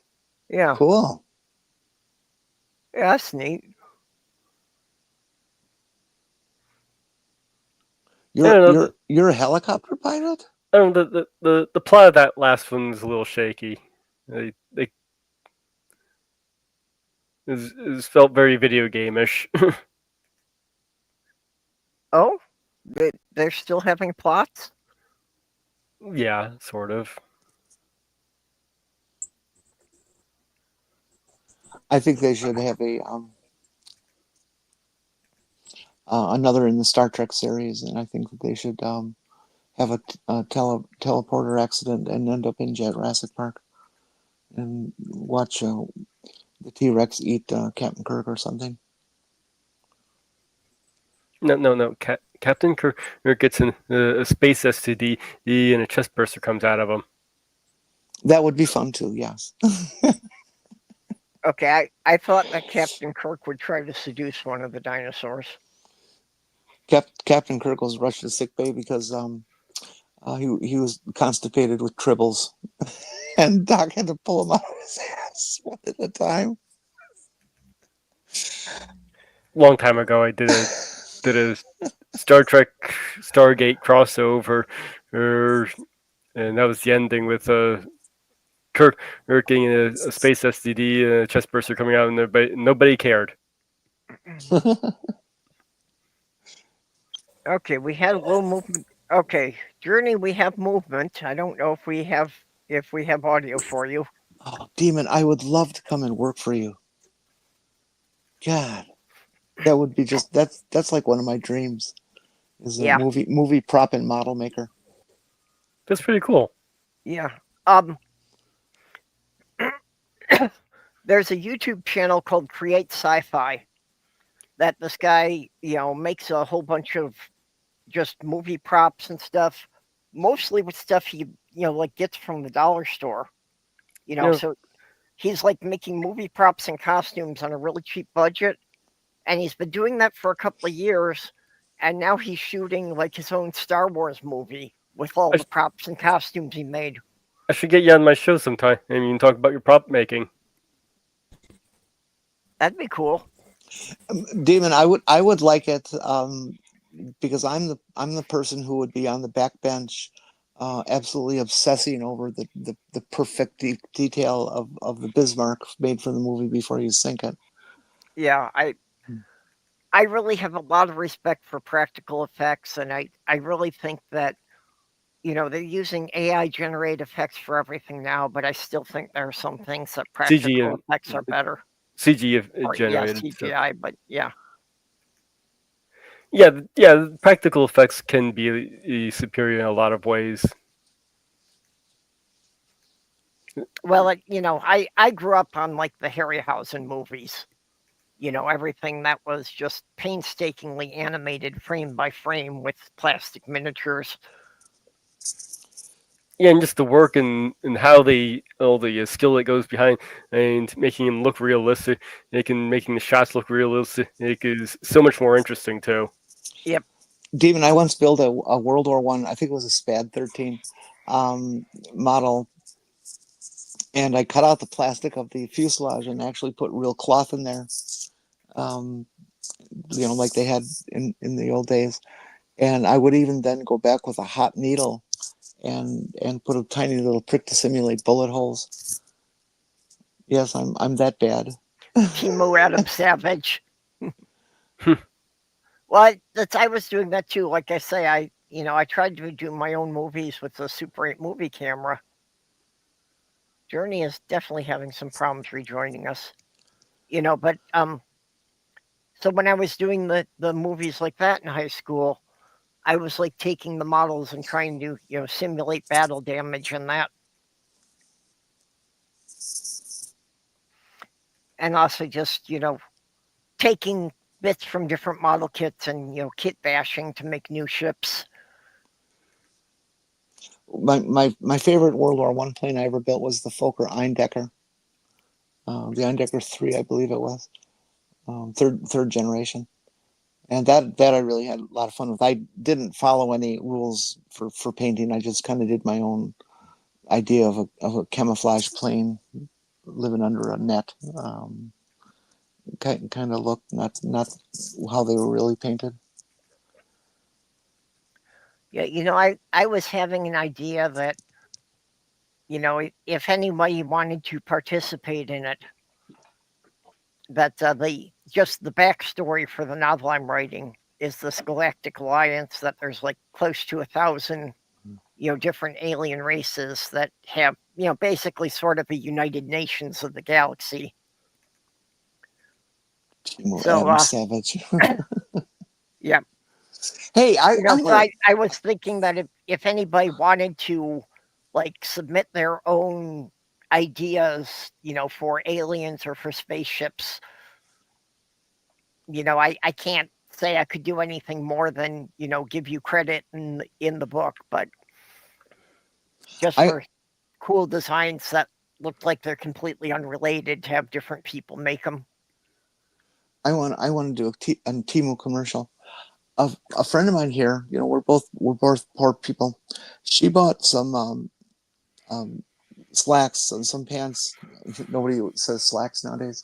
Some pants from Temu, and they were sized correctly for the American sizing system, and two, every bit as nice looking in real life as they were in the stupid little catalog thing.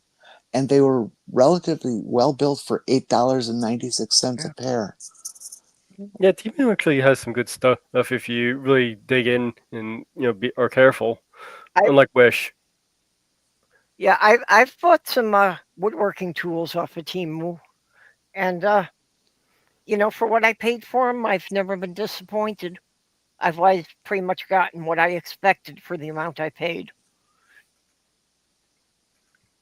And even if you are just Timo Savage, I still wouldn't mind having you on. Yeah, well, basically the difference with Temu is, maybe some of them don't have, quite the millimeter accuracy of some of the big name brands. But then again, I only paid $8 for them as opposed to paying $50 for the brand at Home Depot. A millimeter? I would hope that if you bought a 5mm chisel, it would be actually 5mm. No, but I mean, just for a lot of the woodworking, a lot of people get obsessed with the, being accurate to like, 8,000ths of an inch or something. And it's like, wood is a living material. It will expand and contract based on the temperature and humidity. And it's going to expand more than that 8,000th of a millimeter you cut it to.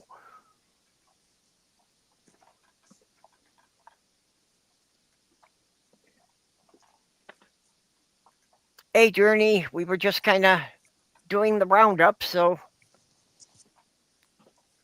you're walking around. So Jenni can walk. Yeah, you're walking around, so I guess you're doing pretty good after your procedure.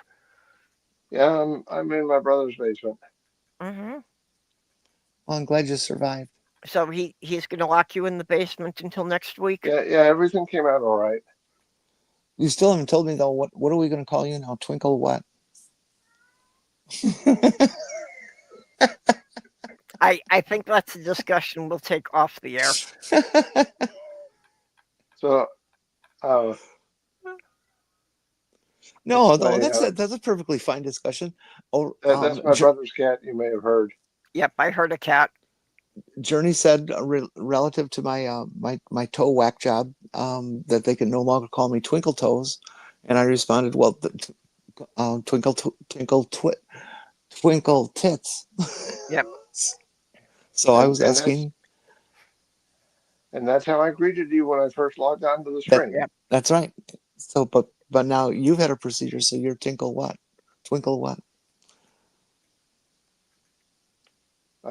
Don't answer. Again? Yeah. Okay, and I think with that we will sign off for today. So okay, we will. Do you want to update on the Let Freedom Ring project after we sign off, or? Yeah, sure. Yeah, I just wanted to acknowledge the people who are still supporting us here. KDB Atheist, Robert X, Greg Hartwick, Sandy Shore, and Skits Crasher. Oh, and Regios and Junie. Sorry, I was cutting it short. So, I know I don't always remember to do this at the end of the show, but we really do appreciate you all, sending me a bit of money so I can keep paying my internet bill, which doubled this year. So Trump went through that too. no, it's just, I had managed to stay on a really good deal, and the time limit ran out for the good deal. So, and unfortunately, where I am, we really don't have any choice. There is only one company that will, provide an actual wired cable internet to our location. So, yeah, if I want a solid cable connecting me, I don't have any choice of what company to go for, and I'm just stuck paying whatever they demand. You mean because it's a federal building? No, it's just the whole city. I guess the city only licensed one company for internet. That's not good. Nope. And that's not capitalism either. You're not supposed to allow monopolies to happen.